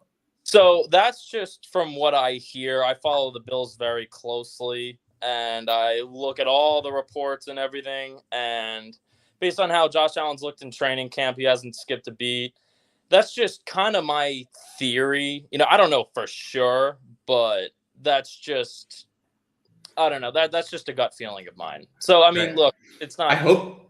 I hope they utilize Daniel Jones's legs because he's not the worst runner in the world, and I think that's something that they were good at integrating with Allen. Obviously, he's not the same runner, but I don't know if it's in the one that I'm about to release or one in the past. But Daniel Jones over rushing yards was definitely a bet I wrote up in my season 1 props. Yeah, and you remember that 85-yard run or whatever he had last year. I don't know if it was it last year or the year before. I vaguely remember Where what you're referencing. Remember Yeah. that? Where he fell on his face. Trip before the goal line. That play had the highest miles per hour speed of any player in the NFL on any play that year. I read that. Yeah, I feel like they just come up with a number and throw it on the screen for those miles per hour. It seems a little wonky, right? Did we really say Daniel Jones at 21 miles an hour? And I kind of looked at him. He's got good size. I think he's a little overhated. That's just my opinion. What I think we need to do is we need to put those signs that say your speed right on the side of the field. The ones that I always get tickets from going downhill. Yeah. We need to put one of those right on the side. So then I don't need next gen stats to post a tweet. I can see it right there. Dan Jones clocked 21 miles an hour, which I still don't believe for any amount of money that Daniel Jones was the fastest player because, well, you know what? Maybe it was because he couldn't keep his damn feet under him. So, I mean, he just rolled out. So I guess we'll see. V, what do you let me recompose myself. I'm thinking of Daniel Jones falling on his face and I can't help but laugh. What are you thinking about the Giants? For sure. Yeah. I can understand some of the points Vaughan was making. I do think, Daniel Jones has not been put in the best positions throughout his career. I think this will definitely be the best coaching staff New York has had. They will be better than last year, but last year was only 4 wins. Better is subjective and relative. All the positive things that Vaughan said, and he still only landed at 7 wins for them. I mean, that seems like if everything goes well, you can get to 7 wins. So if things aren't going well, this is just not going to be a good team. Daniel Jones just feels like one of those guys. Yes, he's overhated, but he's also a guy that it seems like he needs to be in a perfect situation for him to play at a competent level, and that's just not going to happen in New York. These guys just don't stay healthy for whatever reason. Kadarius Toney has talent, but how many games is he going to play? Wan'Dale Robinson, I don't know much about him, but how many games is he going to play? You talked about Kenny Galladay just not working out at all in New York. Saquon is immensely talented. How many games is he going to play? He's not going to have a perfect situation for 17 weeks. Is he even going to have it for 10 weeks? It's just hard to say. It's hard to expect that. So if he's not getting that perfect situation week in, week out, I don't know where I'm getting the 8 wins and hitting the over on this one for. So, and then I think the defense you mentioned, just there's no names on that defense. This should be the worst defense in the division, just looking at the rest of the rosters. So I'm just not seeing anything positive for New York. I think this is very, very likely to be Daniel Jones' last season as the Giants quarterback. It'll be interesting because, I actually got burned on Galladay last year because I was like 5.5 touchdowns for a jump ball guy. Dan Jones needs to set himself apart. I guess I should have known that a guy that can't separate ain't getting that and is obviously going to be the biggest wash of the free agency period that year. So I've learned from my mistakes, or at least I like to think so. We'll see if Dan Jones does that for him. I'm not so sure, though. It'll be super interesting, though, to watch. Moving on, we have the Eagles, a line of 9.5. Vaughan, what do you see when you see this Eagles team? So Philly, to me, is without a doubt, on paper, the best team in the division. They didn't lose any important players this offseason, and they have very few holes on the roster. Jalen Hurts is solid and works well in this offense. That's what's important, and he's a great leader, great guy, and I trust him to improve this year in his passing. And he's going to have to because they got A.J. Brown, who's a superstar. They have too many good receivers with Dallas Goedert, who's arguably a top 5 tight end, and Devontae Smith, the Heisman winner, could actually be better than Brown this year. We'll see. And not to mention, they have an amazing offensive line, arguably right up there with the Lions, best offensive line in the league. Multiple All-Pros. Jordan Mailata, the rugby player, I love him. The defense is also better on paper. I am a huge fan of Jordan Davis. I thought he was arguably the best player in the entire draft. I think he will immediately be like Micah Parsons last year, be one of the best defensive players in the NFL. Him, Hargrave, and Cox in the middle is just scary. It's frightening. I'm scared just talking about them. They have an all right outside pass rush, but the inside interior pressure is going to make up for it. Hassan Reddick, speaking on that outside pass rush, is a solid addition at outside linebacker. You can do a little bit of everything. The addition of James Bradbury as their second corner gives them a great duo with Darius Slay. The safeties are kind of but they won't be a huge liability or anything, and it's kind of the least important position on this defense anyway. They should have no problem winning the division, in my opinion. They have the best roster of all the 4 teams and continuity on their side. I'm very confident in the over here. I have 9.5 wins. They should definitely get to 10 wins. Yeah, I definitely can see that. A lot of people are high on them because of some of the additions they made and because of Hurts. I think people like Hurts and want to see him succeed.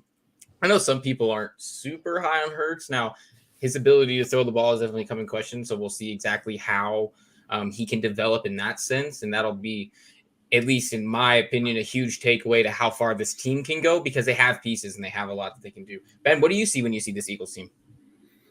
Well, when I look at them, I'm a little bit sad for a split second.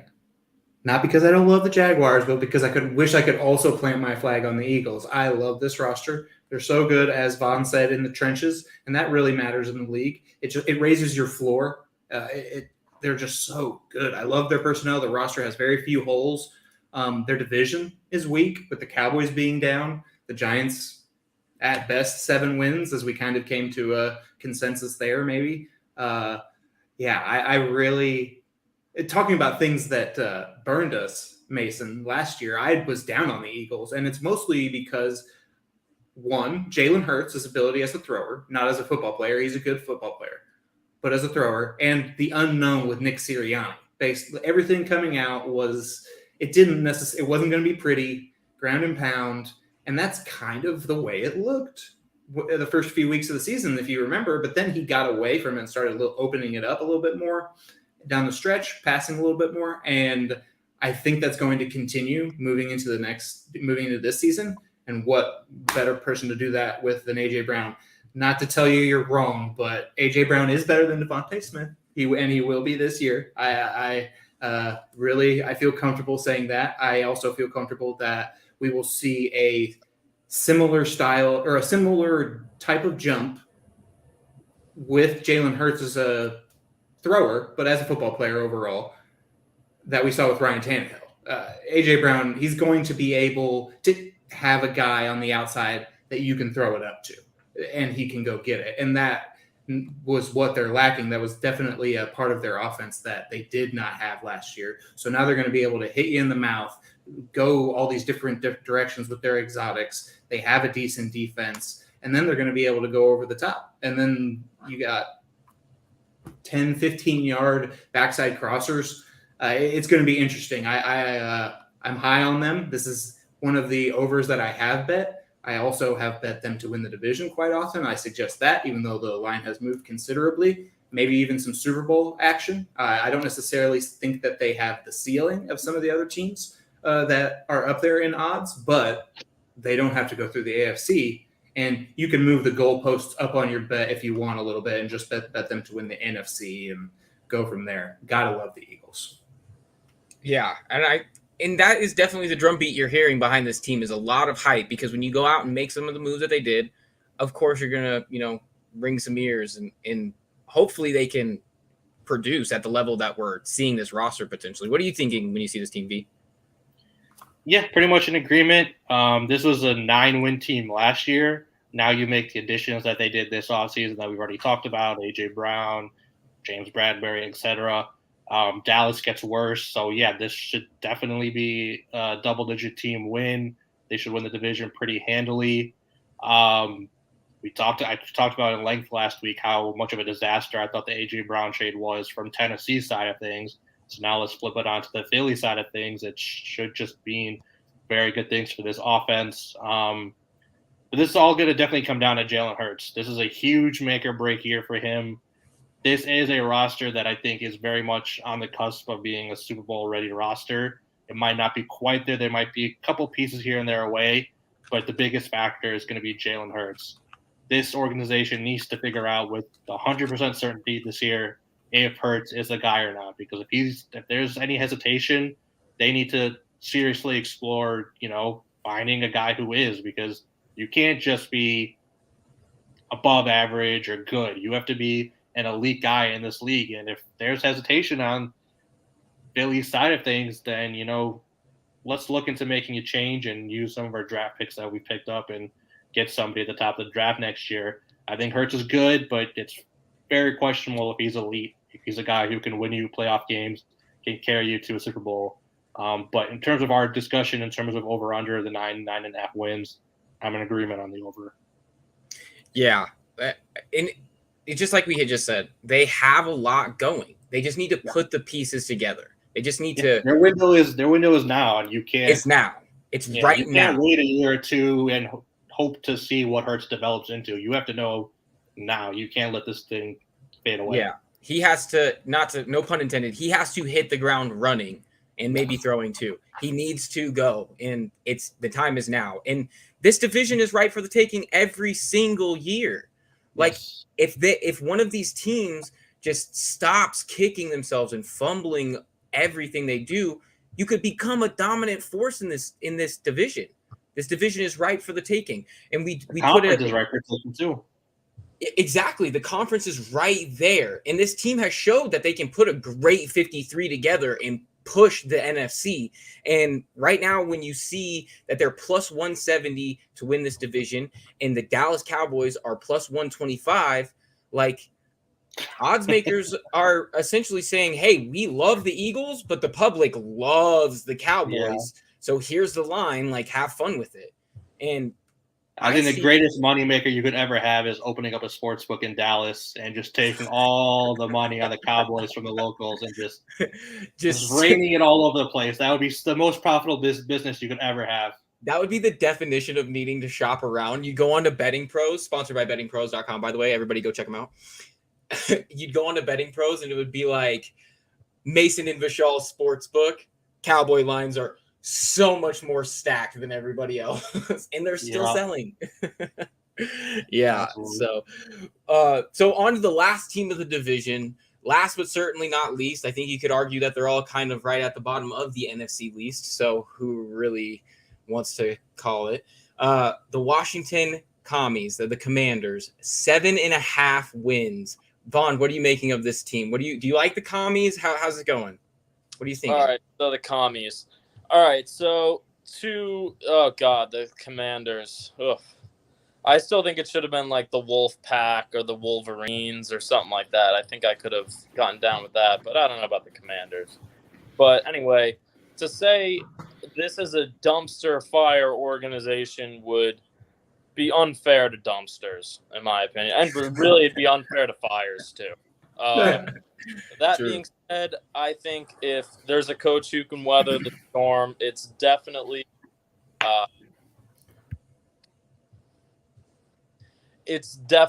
Riverboat. So sorry about that.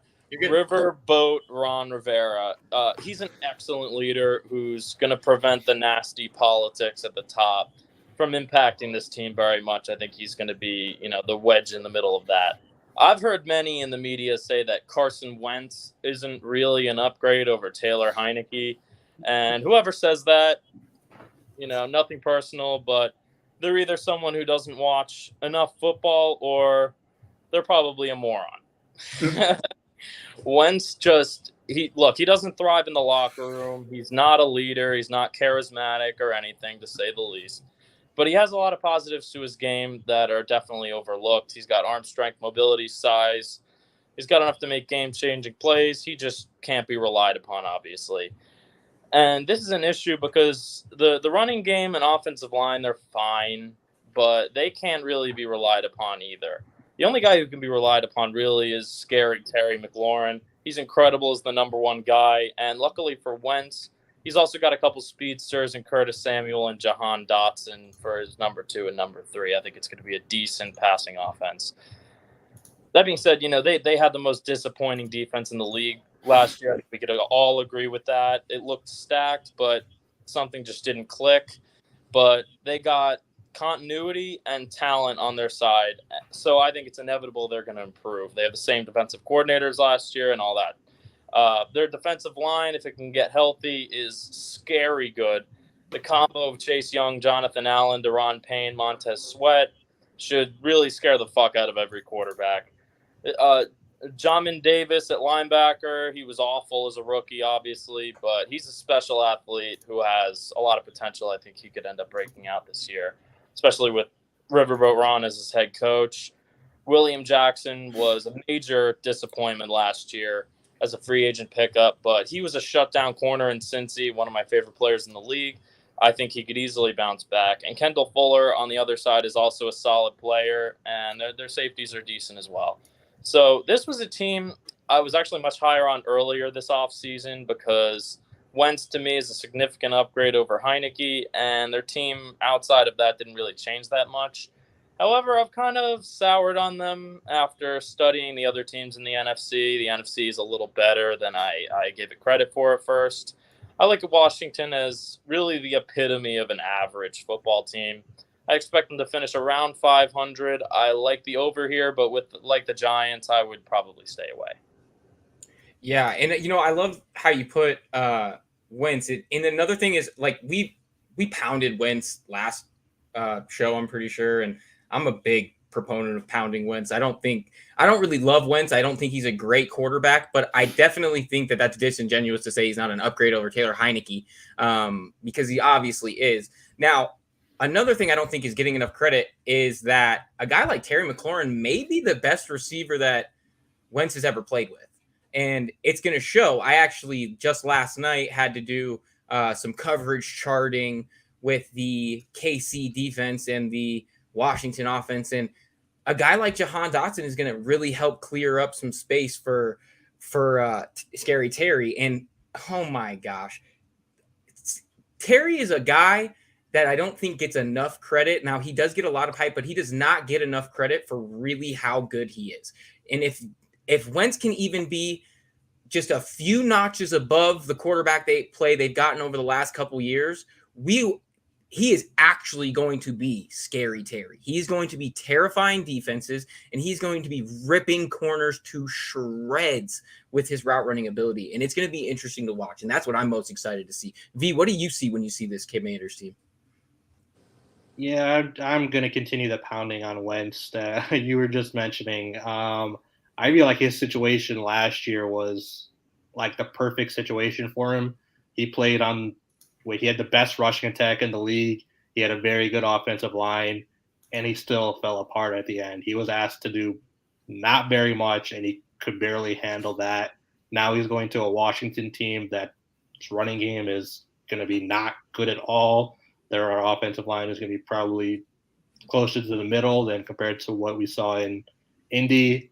He's going to be asked to do a lot more than he was asked to do last year, and I don't want to be have anything to do with asking Wentz to do stuff. He's not capable of doing stuff. I think he's proven that. I just am not feeling good at all about betting on Wentz to be productive. I think Vaughan mentioned the disappointing defense last year, and I'm total agreement in that. That was one of the most disappointing units in all of football last year because of what we saw in 2020. That was just such an up-and-coming defense, and they played so well, and then it just completely fell apart last year. I think Chase Young is on the PUP. He's going to miss some time to begin the start of the season. And I don't know. Maybe they can bounce back and get back to where they were, but I'm just so scarred from what I saw out of them last year that I just don't feel comfortable. I'm going to take the way under on this one. I think this is not going to be a good team, and they will also be in the market for a new quarterback next year.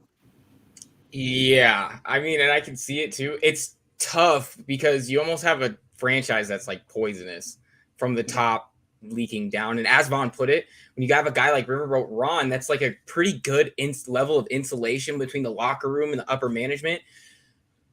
But that is a toxic place, and that's got to be a tough draw for anybody that gets roped into playing there. And I guess we'll see how it turns out. Ben, what do you see when you see this team?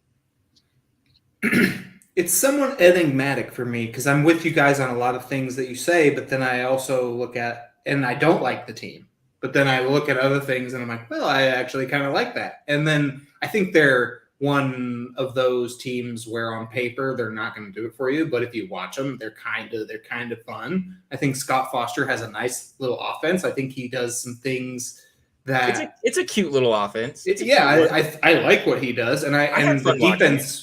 Yeah, I mean, I actually the new development that everyone's so on in the fantasy world is Brian Robinson being the starting running back now and Antonio Gibson essentially being relegated, or at least that's what everyone thought. But last night, I worked that game not alongside you, but I also worked that game for PFF Mason, and Antonio Gibson was utilized in some creative ways, and you can make the argument I love Antonio Gibson. But those are probably the ways he should be utilized. He's much better in space than he is in traffic. He's not the worst running back, and he showed that last year. And I'll take the L. I put a little sprinkle in one of my articles on him to win the rushing title because I disagree with you guys. I think the offensive line is a decent offensive line. I think they're a top 10 run blocking offensive line. They run really diverse, run concepts, and they graded out really well last year. Wentz is the problem. I think they're going to go under, but I think that they are going to sneak up on some teams. They might have a win here or there where you're surprised. Like, oh, wow, Washington won that game. It's definitely going to benefit Scary Terry, as you guys said. Wentz is willing to throw the deep ball, and he's better at it than Taylor Heineke, so that will benefit him. Jahan Dotson, I like him as well. I wish it was going to be Jahan Dotson season. I just don't know if there's going to be enough for him this year with Curtis Samuel being back, and they definitely want to utilize him. But that's kind of why I think they're going to sneak up on teams, is because the 3 wide receiver set that Scott Foster's going to utilize is kind of potent when you think about the personnel that they have. And then the 2 running backs that they can throw out. And I like Brian Robinson, downhill runner, falls forward. He is a better straightforward running back, old school NFL running back than Antonio Gibson. So it makes sense, but under.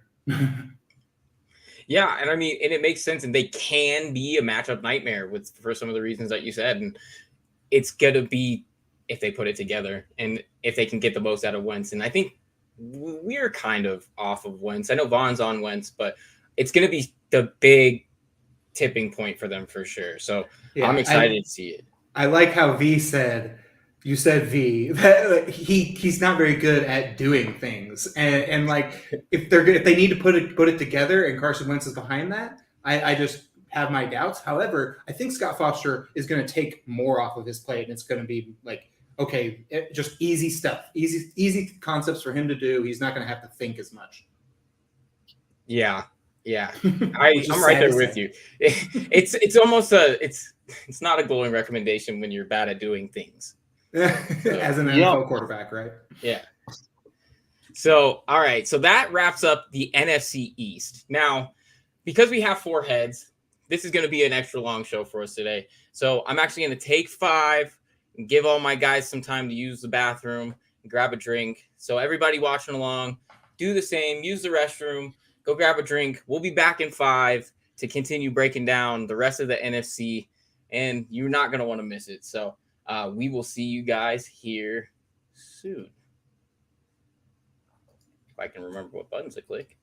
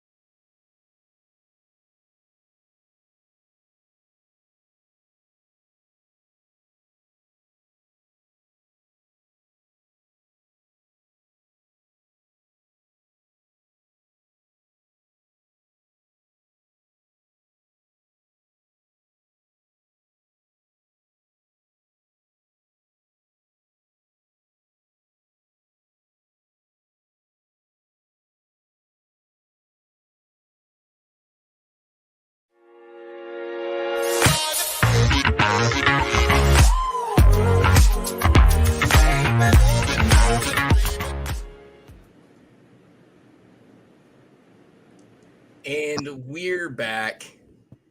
How's everybody doing? Thanks for bearing with us.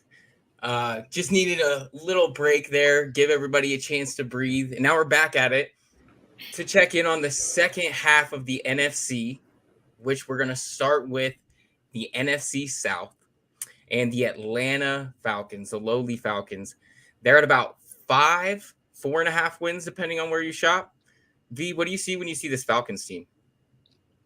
I see the ultimate rebuild team. To be honest, obviously they parted ways with their long-term franchise quarterback and Matt Ryan. They brought in Marcus Mariota as a stopgap. They drafted Desmond Ridder as a potential, just take a flyer on a guy who could maybe one day become a franchise guy, maybe.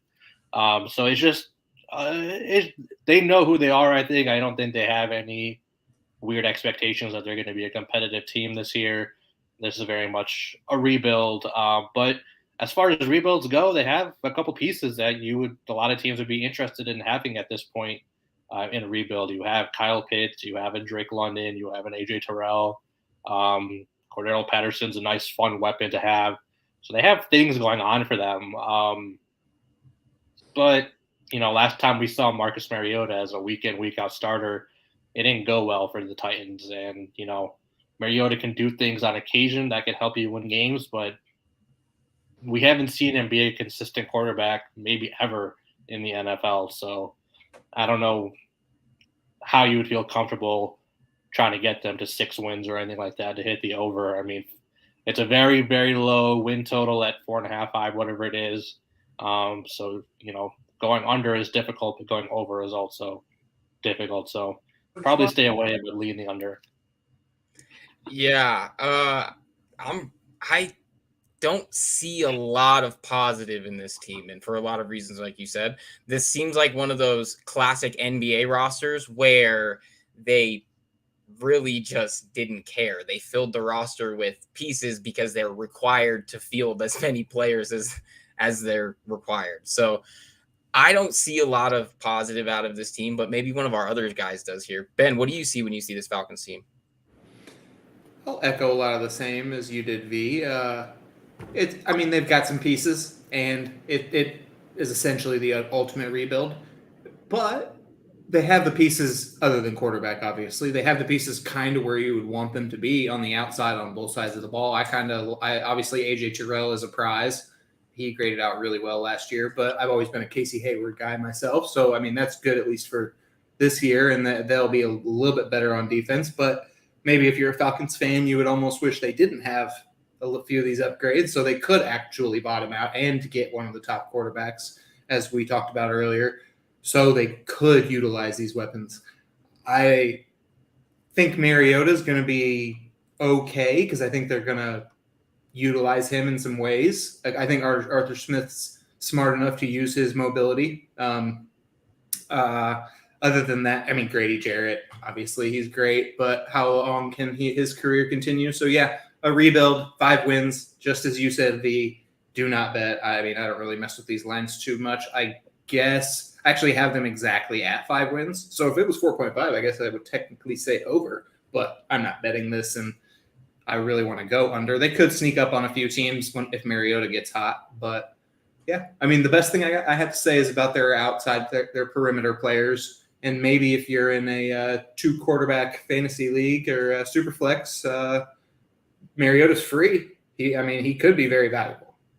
Just say. That's very generous of you to say, Ben. In 2-quarterback, though, sometimes you got to scrape the bottom of the barrel in these 12-team leagues. Quarterback, 24-team league, Mariota is potentially usable. 24-team league. I think that's what you were trying to say, right? The math of that means like 12 guys are sitting every week anyway. Yeah, everyone starts Desmond Ridder no matter what. Yeah, so, and I see it too. There's just not a lot to go off of here, but that's where these sneaky low lines come into play. Like we talked about it a little bit when we talked about some of the bottom feeders of the AFC and that really low line. But like you can sneak up on guys, but then all in all, a lot of the times they just fall flat. These teams get 2, 3 wins. These teams that pick in the top of the draft every year or tend to pick in the top of the draft, are getting under this number of wins. So if the Falcons are going to be one of those teams, it's realistic to think that they are going to fall under this number. But like you said, it just takes a couple of teams to, slip up, and the cliche, any given Sunday, rings true. So it's going to be interesting to watch. I mean, every other team in their division is going to be interesting to watch. Not them, but everybody else is. So that's going to be funny. But what do you see when you see this team, Vaughan? So I really like, I don't know if it was Ben or V, I really like what one of you said, where it's like if Mariota could get hot towards the end of the year, they could sneak up on a couple teams. I actually wrote that in my notes. I said, this is the type of team that goes like 1-11 to start the year, and then they have enough offensive firepower where they'll sneak up on a couple teams that are sleepwalking towards the end of the year and pull a couple upsets. That's why it's hard for me to bet this number, because I could definitely see a 5-win team here. Usually when a team trades their longtime franchise quarterback, they're intending to lose for the next one. And I think it's definitely tanking season in Atlanta. I don't want to spend too much time talking about them because they're obviously not trying to lose, but kind of trying to lose, to be honest. They can't legally say they're trying to lose, but they're trying to lose. Yeah, because they got to sell tickets. But free agent pickup, Marcus Mariota, it's fine. I think he's all right. He's going to be the starter and, be okay, but not good enough to carry this team to wins by any means. He does have a couple awesome weapons to throw to. Kyle Pitts, rookie Drake London. We'll see how London can separate from NFL corners. I'm a little, skeptical that he's going to be good at that right away, just because he's a bigger, kind of slower receiver. They also have Cordero Patterson, who, like Ben said, is a fun gadget player, but you give him a few touches a game and he could go for 20 yards. But I can't name another receiver on the team off the top of my head. Not a single one. Or running back. Tyler Allgeier, I think, the rookie out of BYU. I was watching him doing PFF. He's all right, but he's a rookie mid-round pick, so he can't be depended on at all. So they're going to have no running game this year. And their O-line is kind of stinks, to be honest. They got Chris Lindstrom and Jake Matthews on the I believe on the Lindstrom plays left guard. So on the left side, decent, but the rest of the offensive line kind of stinks, like I said. I think that he's going to take a beating this year for sure. The defense is even worse than the offense. Really, the only three good players on their defense are Grady Jarrett, Terrell, and Hayward. I don't see another proven good player on the defense. And if one or two of those guys get hurt, I mean, this could be the worst defense in NFL history, for sure. So, and it doesn't even matter if Terrell locks down the opposing number one receiver, because the pass rush can't even get to the quarterback. So quarterback's going to have all day to throw, and he could lock him down for 10 seconds and then, goes back a little bit, and then he could hit him. So this number for me, it's insanely low at 4.5 for good reason, but I have a hard time betting this number because I could see this team winning a couple games down the stretch, because there's a few pieces to this roster, but this is all according to plan. They're trying to get Stroud, Levis, and I think Bryce Young's a little overrated, but I think they're trying to get Stroud or Levis at the top of the draft for sure. And but if gun to my head, I'll take the under for sure. Yeah, and I think our goal here is always to find the value in the market, and there's just not value in this line. Like, we can give you the over, the under, and give you the projection of the team, but that doesn't mean you have to bet the line. In my opinion, the more interesting line to bet here would be the line that we brought up earlier with the Bears being plus 700 to have the worst record in the NFL. And I think when you look at the Falcons, who are plus 400, they're the second best odds. That's another value because, like you just said, Vaughan, this team is trying to lose. They just can't tell you they are because they have billion-dollar TV contracts that require they give it their all, even though it's not in their best interest to. So that's where we're at with them. And if you're looking to bet them being a very, very bad team this year, which they will be, go ahead and it's plus 400. Like, that's the only value here when you're talking about the Falcons at all, frankly. They do play the Bears, though. Just saying, Bears are plus 700. Who's winning that? For the number one pick. That one better be in prime time. I'm talking a Thursday nighter. The NFL knows what they're doing here. Oh goodness, very funny. That's going to be all hilarious. That's going to be a tough week. We need some variety in our victory laps. Everybody's victory lapping, their preseason favorite player looking good, like me with Trevor Lawrence. So we need to spice it up with our victory laps. We'll just do it on the Bears over and over. Life goes in cycles. We were both miserable for the last couple years with our teams, and now, the Broncos got Russell Wilson. Who knows who the Bears are going to get next year? We're in it. It's all cycles, and I'm here for it, B. I haven't looked at any projections, but let's say Fields looks good and you guys want to move forward with Fields. That guy, I haven't pronounced his name nor heard his name pronounced, the wide receiver from Ohio State, he looks pretty good. So if he's projected high and you guys don't need a quarterback, maybe that's somebody for you guys to pair with Mooney. I don't know. Ideal situation is you get like a top 3 or top 5 pick and you can trade down for a whole bunch of stuff for somebody who wants to get a quarterback. That's the ideal scenario, I feel like, heading into the draft. Yeah, I think that's fair. Yeah. Or, if they get the really high pick, they can trade out. Because that's what you trade out and you get a bucket load back. Yeah. But that's neither here nor there. So on to the next team of the South. We have the Carolina Panthers. 6.5 is their total. Ben, what are you seeing when you see this Panthers team?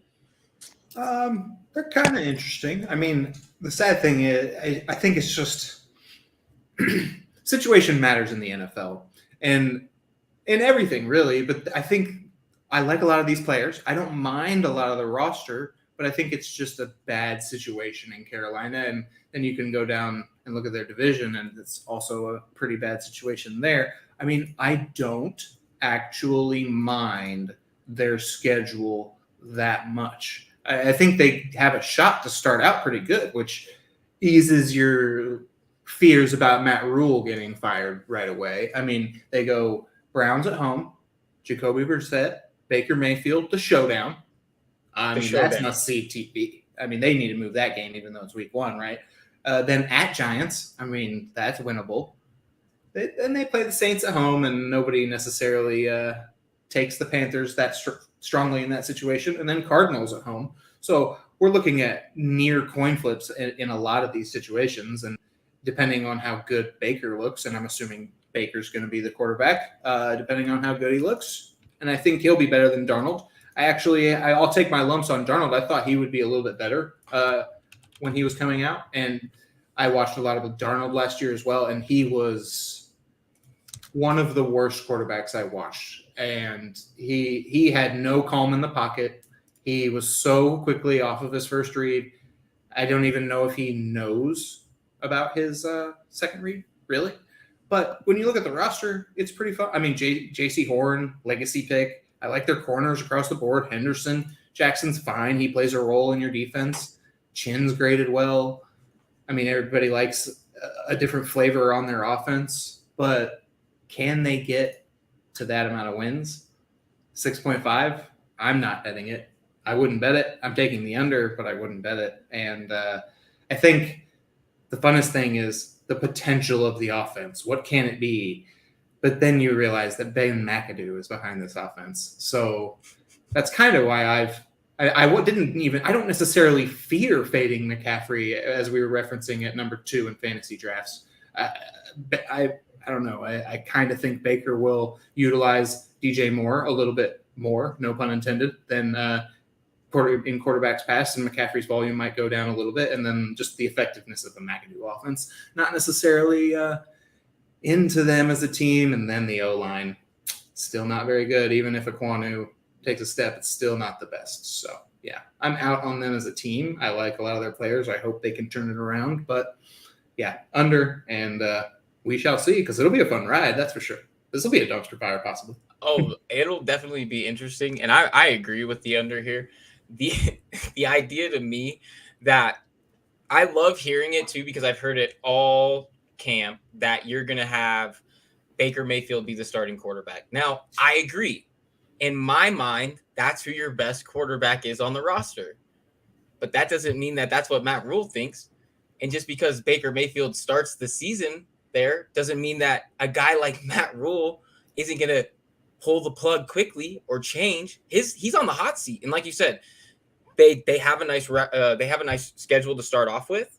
But what if they drop a couple of those games or one of those games that we're expecting them to have a good shot in?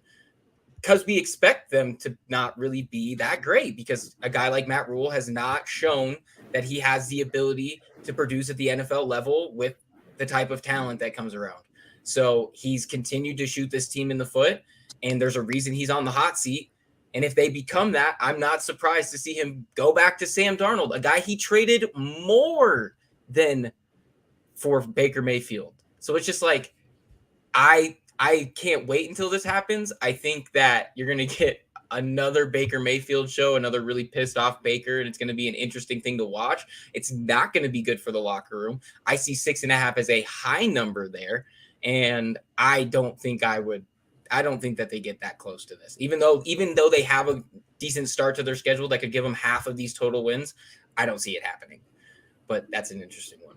Vaughan, what do you say? Yeah, you're giving me the look, Vaughan. You're not co-signing me. It's okay. Go ahead. Set me straight. That's all right. 6.5 is a low number. I mean, No. High. Did I say low? I meant high. It's high for them. I don't think that they're going to. Or no, it's a high number. That's yeah. I don't know. Ben McAdoo's the offensive coordinator. I get that. He was kind of trashed with the Giants, but I'll tell you what, he's better than Joe Brady was last year, who called the same play, first down, second down, third down on every drop. He would call the same exact play. Like, it's insane. I was watching them, and it was head scratching for sure. And they should be glad he's gone. I think McAdoo, he's got experience on his side. I don't think it's going to be a total disaster. Hopefully he's learned from his past mistakes with the Giants. So I think, but who knows? You could be right, Ben. But I just think their head coach, Matt Rule, and their GM are obviously on the hot seat here. They have to win now. Based on this number, people clearly think that they're in either rebuilding mode or they're in kind of an awkward position where they're not really that good, but they're in win now mode. I don't know. But when I look at the state of this organization, they're win now, and I think that they're one of the most underrated rosters in football. I'm going to disagree with you guys and definitely take the over here. I'm a huge fan of Baker Mayfield. I think he's an underrated player. He's around that Kirk Cousins, Matt Ryan level for me. I think he's a little lower in that tier, but I think he's right there with those guys. I think the trade could save Rule's job. I don't know if it will, but I think it could. Definitely has the potential to. Reportedly, he's already won the locker room over and beaten out Darnold, and he's changed Robbie Anderson's opinion of him, so that's good. To me, he quietly has a very good supporting cast, underrated for sure. DJ Moore, I mean, nobody talks about this guy. He's a top 10 receiver in football for me. He really is.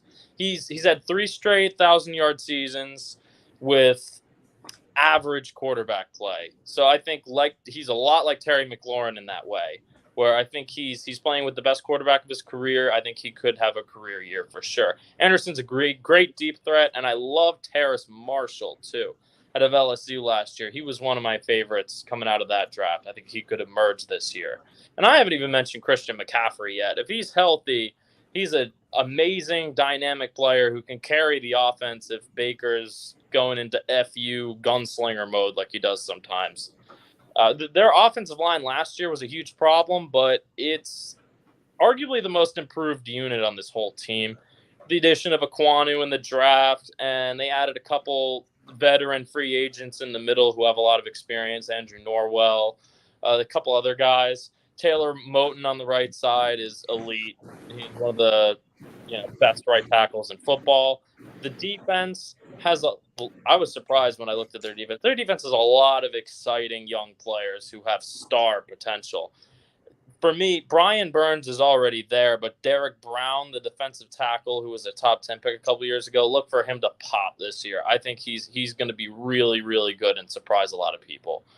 Those two could break out with all-pro seasons this year. The Shaq Thompson, still a good player. He could cover tight ends, so that's good. Their other linebackers are but that's going to be weakness, whatever. But they have a lot of talent in the back end. I think it's another underrated part of their team. Their first rounder last year, J.C. Horn's coming back healthy. I think he has the potential to be a shutdown corner. They got Dante Jackson on the other side. He's a super, super fast guy who could keep up with pretty much any receiver not named Tyreek Hill down the field. And they also have C.J. Henderson, like one of you mentioned. He's a former top 10 pick, got a lot of talent. And Jeremy Chin is one of the best strong safeties in the NFL for my money. And he could play in the box too if linebacker's that much of a weakness. So this is my pick for, definitely a top 5 most underrated team in the league for me. I'm almost positive they're going to reach at least 7 wins and be a wild card contender this year. Because one, they have the roster to do so, in my opinion. Lots of young players with loads of talent who could break out. And two, that they have to win because otherwise everybody's going to be fired. So I think the pressure and they're going to reach the 7 wins. They may not make the playoffs, but I think they're good enough to reach 7-8 wins. I think Baker gives them a little juice. That's interesting. That's a good, that's a nice take. I think my biggest thing is that I guess I'm not a big believer in Matt Rule. I think he's going to shoot this team in the foot when it's all said and done. Yeah, but you're totally right. The roster has pieces. And Ben, you were about to chime in with something. What did you have with that? Yeah, I'm with you. I love the roster. I'm glad I didn't mention Burns, so I'm glad that you did. But that's kind of why I didn't really go any further than the first 4 games in the schedule, because I feel those are their best shots to get wins. But after you go down the road here, it's really tough. And if you just give them both Falcons games and the Steelers and the Seahawks and the Lions and like a couple at the beginning, that's still only 7. So it just seems like we spoke, V and Mason and I spoke about last time. It just seems like a situation where the win's going to come from. And I have to disagree on Baker Mayfield, at least in this situation. I think he needs a strong offensive line, and I don't think they have a strong enough offensive line to keep him from bailing out to the right as he so often does. And I think it might help Christian McCaffrey maybe in terms of his fantasy production, but I don't think it's going to help the offense as a whole. I think if they can protect him, it'll be fine, but I don't think he is that in the same class. I think you mentioned Kirk Cousins. I'm not a big Kirk guy, but I wouldn't put Baker in that category. Maybe if he had a perfect ecosystem around him, but I view the Browns ecosystem last year to be pretty darn good, as we spoke of last time. So I don't necessarily see him. I see him being an upgrade over Darnold, just not in the same class as the others. So that's why I'm down on him, but they're going to be right around the line, as you just said. It's the most dull quarterback battle ever, in my opinion. It's actually that they're not wearing Broncos jerseys. So anything the Broncos have done at quarterback for their battles over the last year, I guess this is better than that, but it's definitely a dull one in my opinion. V, what do you see? Are you team Darnold or are you team Mayfield? Yeah, I mean, what this organization has done at the quarterback position over the last 2 years, I mean, it's been talked about a lot. Our guys, Steve, Neil, and Mike talked about it when they were covering the Panthers in their 32 for 32 series. I talked about it in my article for the teams who I think are going to finish with the worst record in the league. Their decision to trade for Darnold right before the draft last year and then pass on guys like Justin Fields and Mac Jones.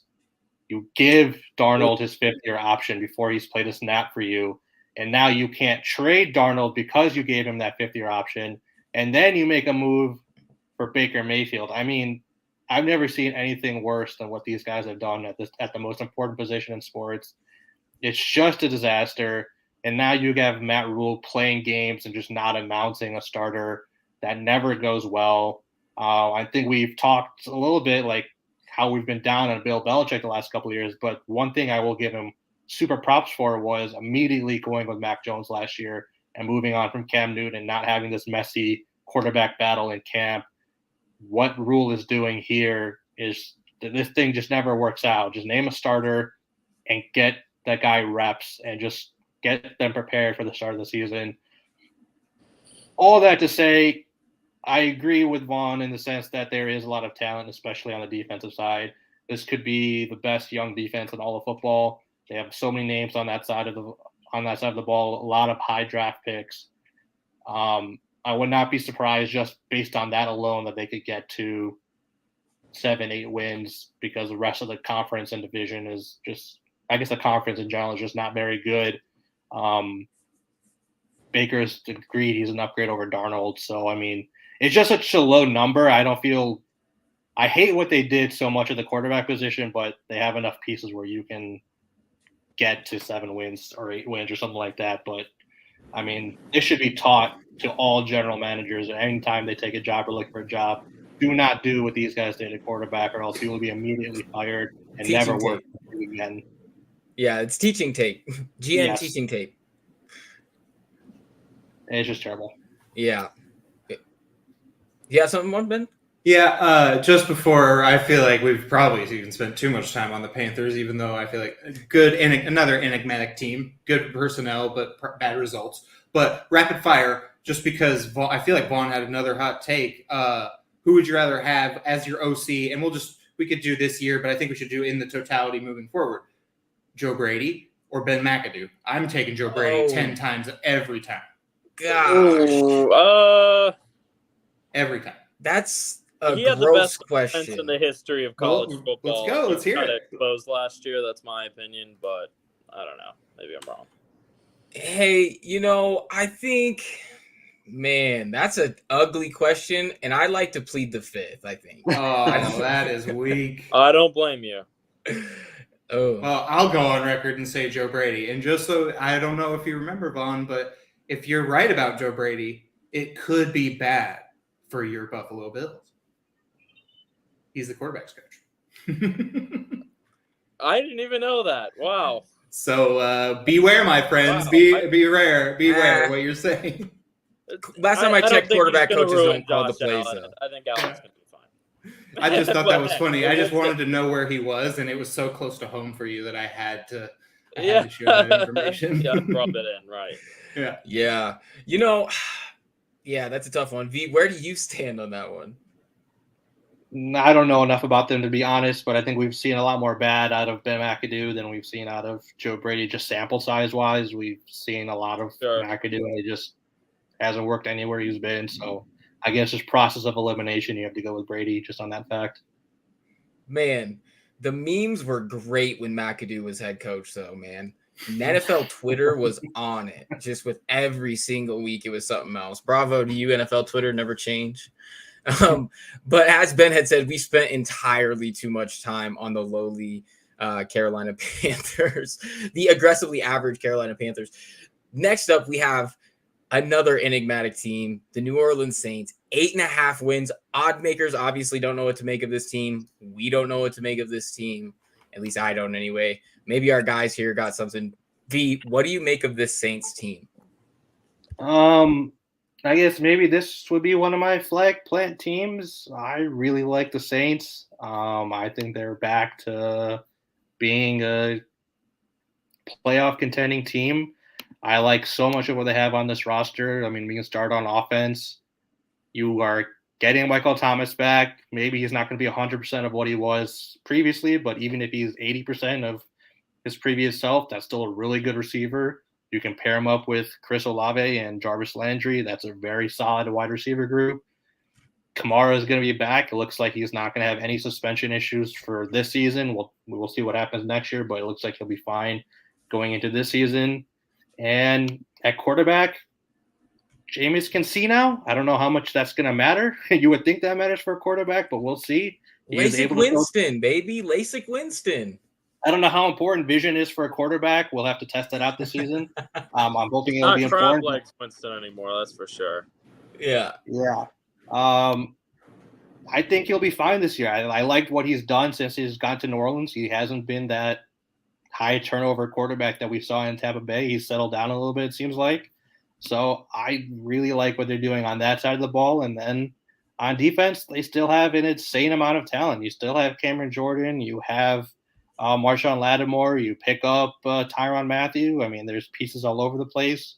I really like this team. I'm going over. I'm having them make the playoffs. This is going to be a very good team this year, I think. All right. Everybody gets a flag to plant, V, and you always save yours for a really good one here. I can see it. I mean, if everything works out, like they have a foundation there that should work. It Absolutely. just depends if they're going to put it all together. And like you said, if LASIK Winston pops off, I mean, you never know. The guy has arm talent. He just absolutely has talent. Yeah. He needs to just, not give the ball to the other jerseys. And we'll see if he can really do it. This is probably going to be his first real grasp of the full season and the full offense and see how that really works out for them. But it's going to be one to watch. That's for sure. Vaughan, what do you think about this team? So I am with V here 100%. I looked at this roster. It's completely loaded in my opinion. 8.5 wins is shockingly low to me.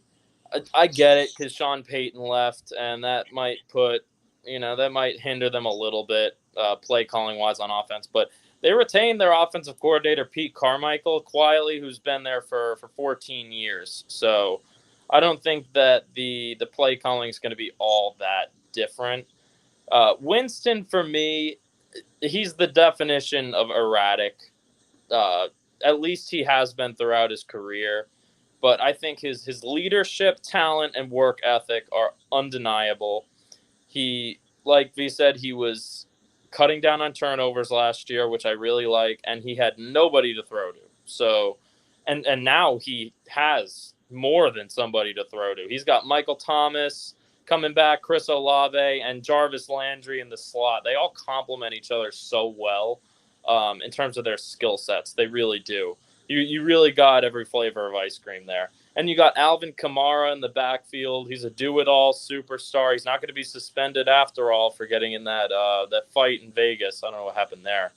But and then offensive line-wise, they lost Teron Armstead in free agency, but they replaced him with Trevor Penning, the first-rounder. And if he's not ready yet, they got Brian Ramczyk, who I'm sure he could flip to the left side. He's unbelievable. One of the best offensive linemen in the league, really.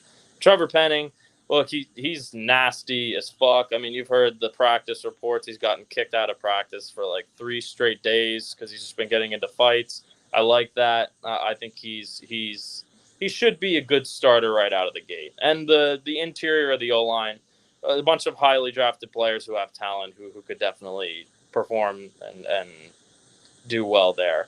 The defense, I think, is not quite as good, but they're almost as good as the offense. Cam Jordan, still a force on the D-line. Marcus Davenport on the edge. I think he could break out this year as a Pro Bowler, maybe All-Pro type a year. He's got a lot of ability. David Onyemata in the middle is a disruptive player. Doesn't get the credit he deserves because he doesn't put up huge stats, but that's not really his role. Middle linebacker, Demario Davis, he's awesome. He's getting older, but he's still really good, and I still trust him to perform on a high level. The other linebacker spots are We'll see if Zach Vaughan can finally emerge out of Wisconsin a few years ago. He hasn't really popped yet, but I think he has the ability to. In the defensive backfield, they lost Marcus Williams, which is normally would be a huge loss because he's one of the best free safeties in the league. But they replaced him with Honey Badger. Incredibly overrated in terms of Madden ratings. I was shocked when I said he's 94 overall. That is psycho shit to me. I mean, holy shit. He's an 80 to me. He's not the player he once was, but he's still a dependable guy in the back end who you could rely upon. He's not going to be a liability. And Marcus Lattimore is just a baller. I mean, he's a top 5 corner, shuts down Mike Evans, every time they play. He shuts down a lot of players other than Mike Evans as well. And the rest of the corners are solid young players who I think could play up to their potential. I'm higher on the Saints than most. I think they should be able to go 5-1 in the division because the defense has Tom Brady's number. They really do. If you look at the past couple years when Brady's been in Tampa, if they go 5-1, all they needed to go is 4-7 in their other games to reach this number. It's too good of a team for them not to reach 4-7 in those games. I believe they'll soar past 9 wins and actually win the division. I think they're my pick to win the NFC South, and they're plus 340 right now to win the NFC South. I think they're gonna reach it. I think everyone should jump on that. Yeah, I can see exactly what you and V are both saying here with how they are really a stacked team on defense for sure. I think my definitely biggest question is to see the steps that this offense takes without, the pieces that have been so integral to this team's success in the past. And I think that that's what's hanging everybody up. But yeah, you guys give a lot of great points to exactly why you can fade that hesitation because they have a lot of pieces. They're a great roster. They have a great 53. And we'll see how it really shakes out. Ben, what do you see when you see the Saints team? Are you in agreement with the guys here? I am in agreement with the guys, most definitely on the line for sure. I mean, this team is, once again, very good on paper. I'm not as high on them as some of you guys. I mean, I'm jealous in a way of you planting your flag on a reliable team like the Saints that's much more calculated than me over here just living on the top of the mountain with the Jaguars by myself.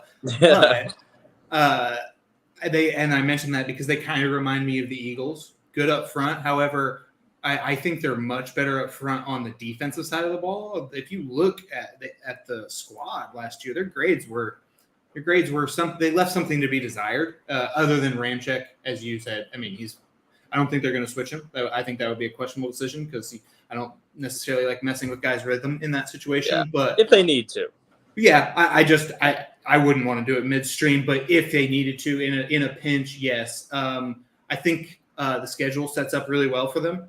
As you said, they own the Bucs, Tom Brady, so to speak, and they play them week 2. And Tom Brady, up until today, it was kind of dicey. There was murmurs of whether or not Tom Brady was going to be back. I always doubted those. It came back out today that he will be back with the team soon. You would expect the O-line to improve, but, I mean, Falcons, home against the Buccaneers, and then the Panthers, they should be 3-0, and then they play the Vikings and then the Seahawks. They could be 5-0. However, the reason I'm going to tamp down some of these expectations is I'm high on the AFC North, and they play the AFC North, and I don't necessarily have them coming out any better than a split. And if you look, they against the AFC North, and they play Deshaun Watson.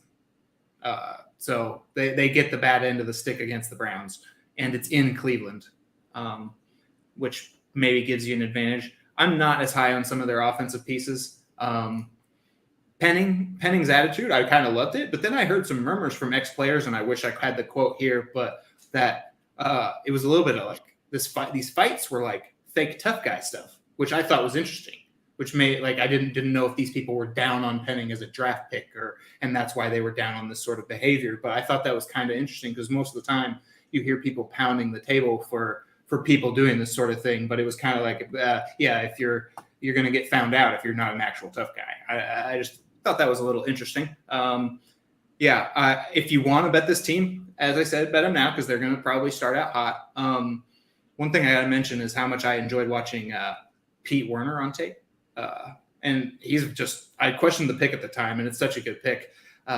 He fits the run so well, and I see what they're doing there. But, yeah, I would not bet them. I was leaning betting them to win the division. And then I just looked, and I just don't think – I think the Bucs match up better in their similar games. And I have a tough time seeing them win more than 2 against the AFC North. And I feel like the Bucs are going to be okay despite some of their losses this offseason.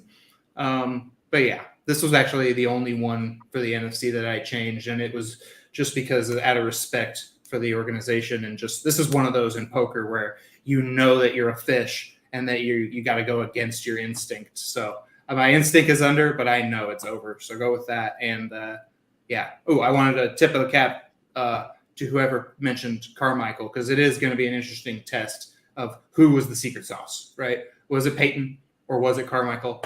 I've always inclined to go with Peyton, but we're going to find out. It'll be interesting. At the very least, you hope he learned something. Yeah, right. I just don't. You definitely learned something. Is he going to be able to recreate it in the moment? Right. I don't know. I don't know enough about the inner workings of the situation, but I'll always lean Peyton over the guy behind Peyton. But that's just, habit. Understandable. It's understandable for how long and how much success he had. It just makes sense. And, we move on to the next team, and you talked about we're on to the Tampa Bay Buccaneers, 11.5 wins. And Ben, you talked about how people were kind of worried there about Tom, where he was at, what he was doing. And I read a great theory on Reddit. Oh, let's not go here. Oh, come on. He's definitely 100% filming The Masked Singer right now. It's just the only plausible explanation, and Reddit's never wrong, V.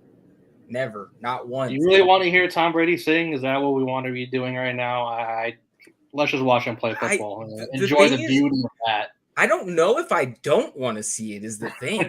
I might want to see it. I've never actually watched the show. Do the people under the costume sing, or are they just standing there? I have no idea. I literally have no idea. For some reason, it actually pops into my feed on Google, the news thing, and I'm like, I've literally never clicked on this or watched the show. I don't know why you're giving me this, but thanks, Google. I appreciate it.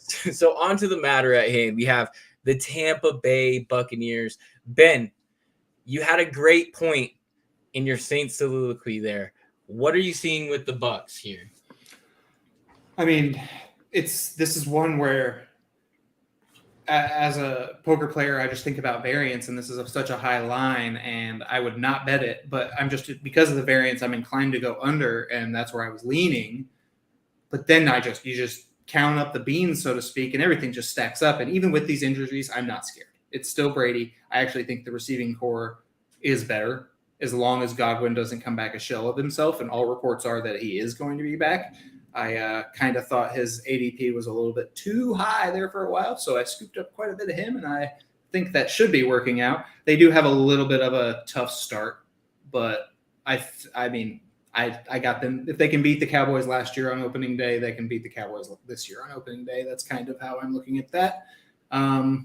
Yeah, I kind of think it's going to be better for the offense when you hear about the things that were going on behind the scenes last year. I think it's going to be better Brady and Leftwich having full control there, because from what I've heard, Arians would come in later in the week and then have his own say and try to put his spin / flavor on it. And I know cooks in the kitchen, the cliche there, but so I think I think Leftwich and Brady are going to work well together. And even Julio or no Julio, and I'm saying Julio is probably not going to play. I mean, what do you set the over under for games played? I'll take the under probably, but I still think the offense is going to be good. I think Russell Gage fits really well, and yeah, the defense is still good. So over, do not bet, but they're going to win the division in my opinion. Would not bet that either. But if you like the Saints, definitely good value. Yeah, the teams that have Brady on them just tend to be pretty dang good. So it's no wonder why this line is so high. But like you did say, variance plays a role in all of this stuff, where even these lines that are really high for teams that we think are going to be really good might not be a huge value.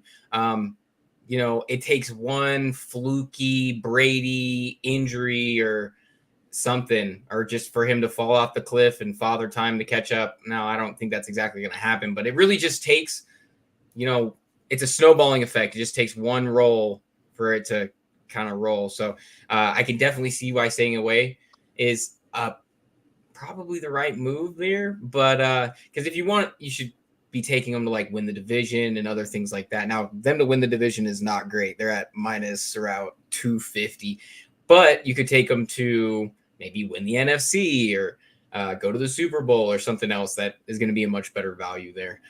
V, what are you seeing when you see the Bucs?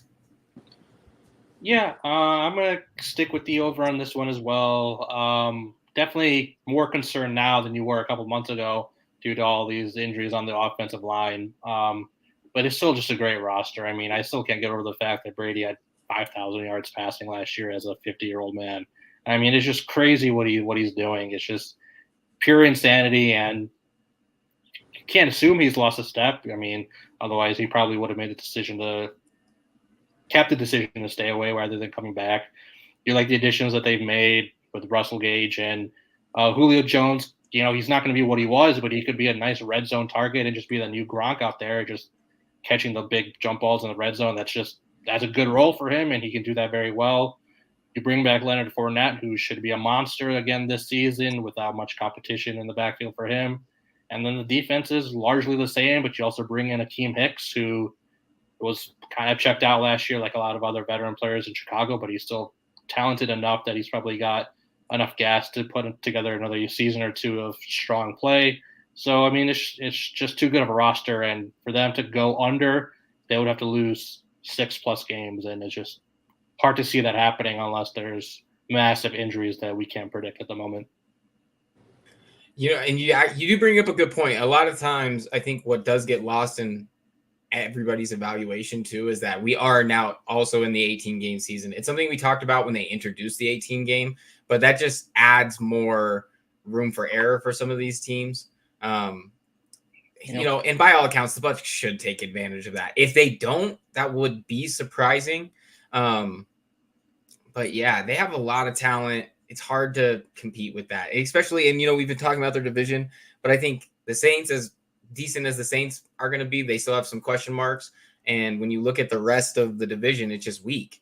And it seems like everywhere Tom goes, the division just crumbles. So, lucky guy, I guess. I'm sure there's some dudes that really wish that they didn't play in the AFC West all the time.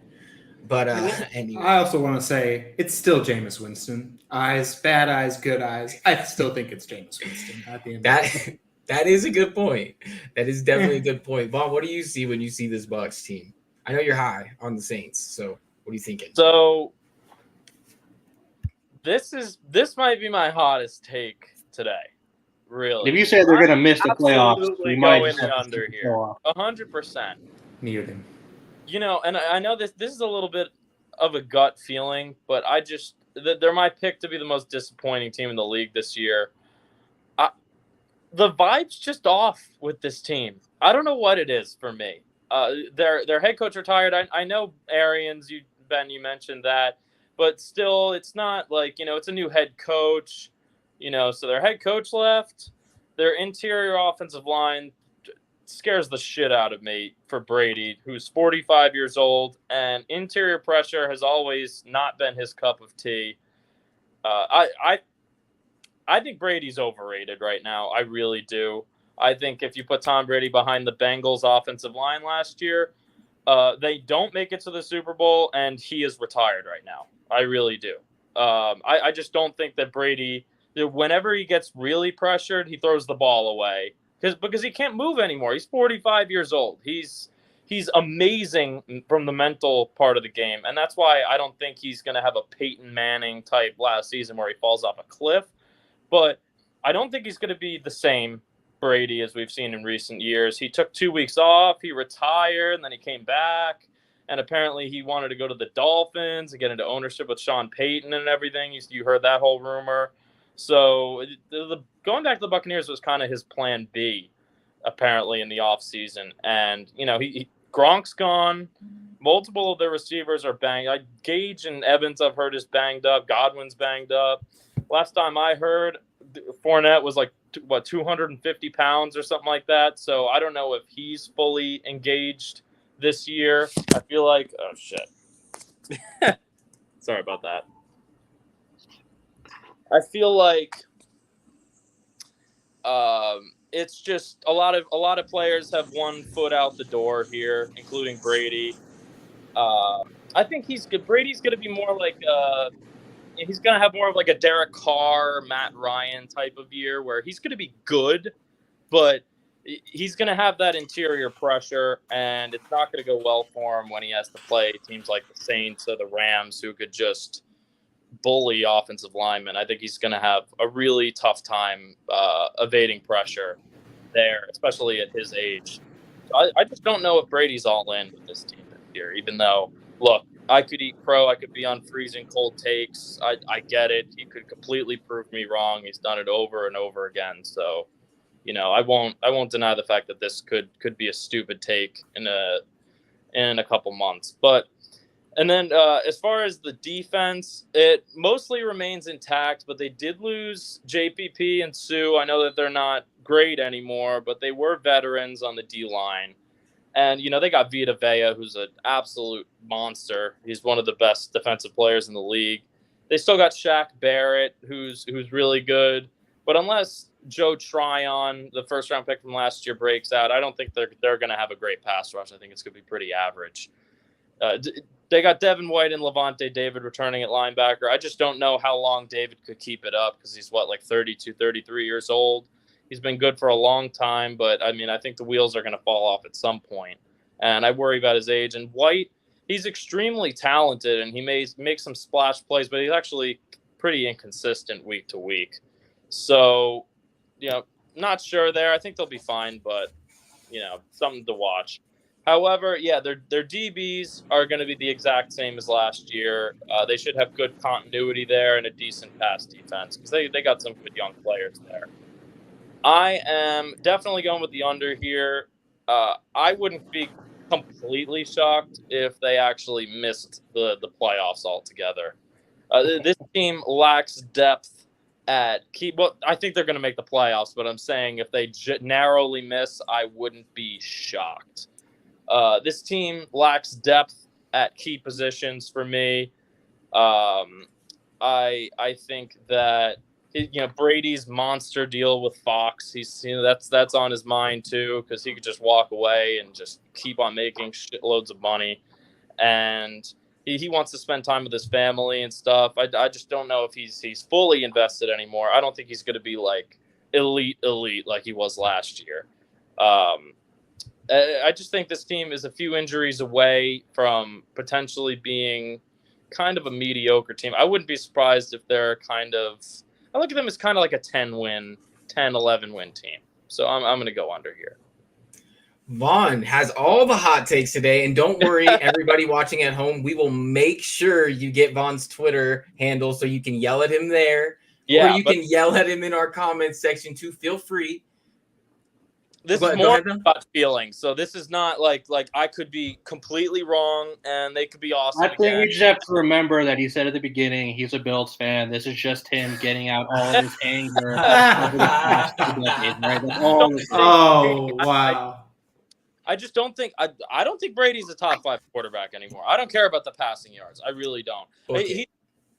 With Burrow, like he's not as good as Herbert or Burrow for my money right now, or Rodgers, or Josh Allen, or Patrick Mahomes. He's 6. It's the ecosystem, though. His ecosystem is great, and if Hainsey can be something, like if Hainsey, who had some good marks from scouts coming out, if he can be something, the offensive line is going to be fine. Even with 1 weak link, they're good enough across to have Hainsey be average. Smith, Mason, and Wirfs be very, very good.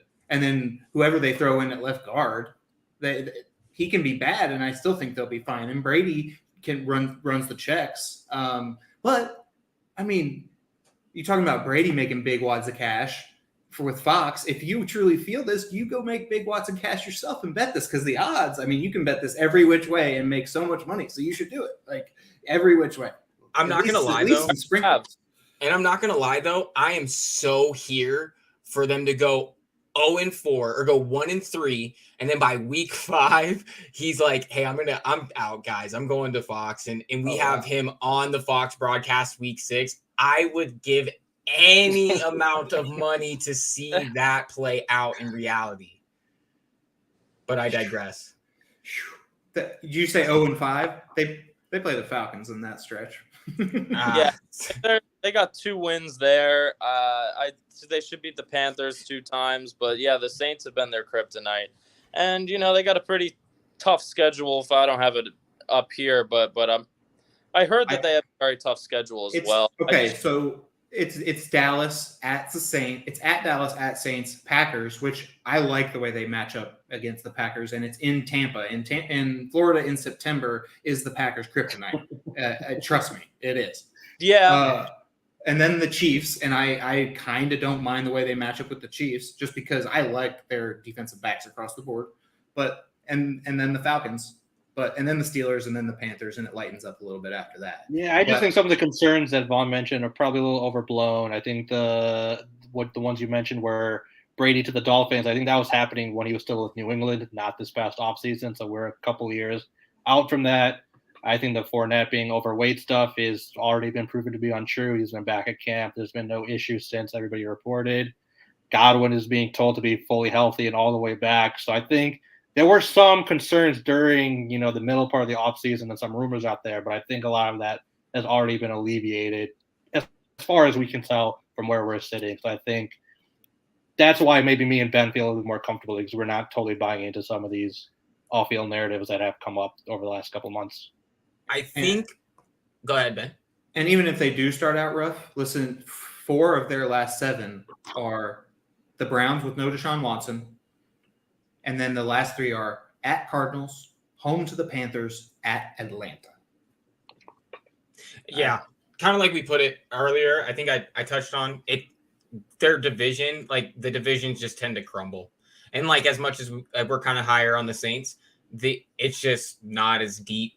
I think that's the biggest case study with them, because it's always about your quarterback. And their quarterback is by all accounts defying the odds, and how long he's been able to last, and who knows how long that's supposed to last. Like, granted, if you want to keep playing and you're still playing at a high level, like that's one of the highest paying jobs in the entire world. You might as well go and make $50 million a year, $40 million a year, whatever his contract will reach by the time, he's turning 50 years old. Like, go ahead, push it.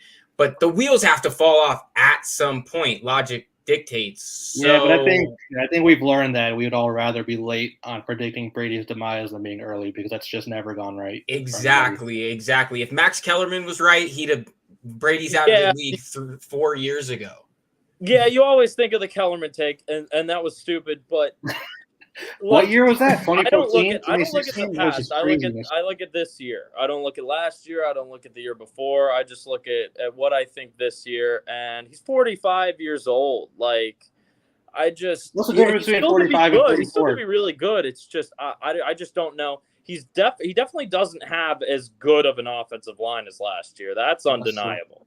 No, that's true. Sure. At least it's worse in the positions that don't matter. Jensen and Marpet were so good, and even if they have average players, it's going to be, the offensive line is going to be worse. And if Brady gets hit one time awkwardly, I mean, it could be over. So that's just my take on it. Last year he had an amazing offensive line that just he never got hit. So. That's just my take on it. If he gets hit a couple times, he's not going to like it, and it might go bad for him. Yeah, I think I definitely think we can all agree with that. That's going to be the central focus of the stories we're 100% going to hear throughout the season surrounding this team, because there's always storylines with a team like this or with Tom Brady in general. And it always revolves around, when is he going to drop off? Everybody's looking for any single piece of indication that this is happening. And we just haven't seen it yet. So it's something that we're going to have to continue to watch for until he's 55 and throwing for 55 touchdowns or whatever he wants to do next, because he's a petty asshole. So, all right, enough of the South. We're moving on to the last division in the NFC. Possibly the best division in the NFC. I think it's safe to say, pretty stacked around the NFC West, and we're starting with the Arizona Cardinals, 8.5 wins. Let's see, Vaughan, what are you thinking about this Cardinals team? So the Cardinals, for me, just personified Jekyll and Hyde, really. I mean, we know they're always amazing to start the season, and then they fall apart towards the end of the year. That's Cliff Kingsbury's mantra, really. I mean, it's going back to Texas Tech. I mean, I don't know what it is. He just can't rally a team late in the year. He's a cool guy, handsome guy. I get it. He's probably in with the players or whatever, but yeah, I just don't know if he's that Dan Campbell, riverboat Ron motivator that, really gets his team going. I'm kind of on him as a coach.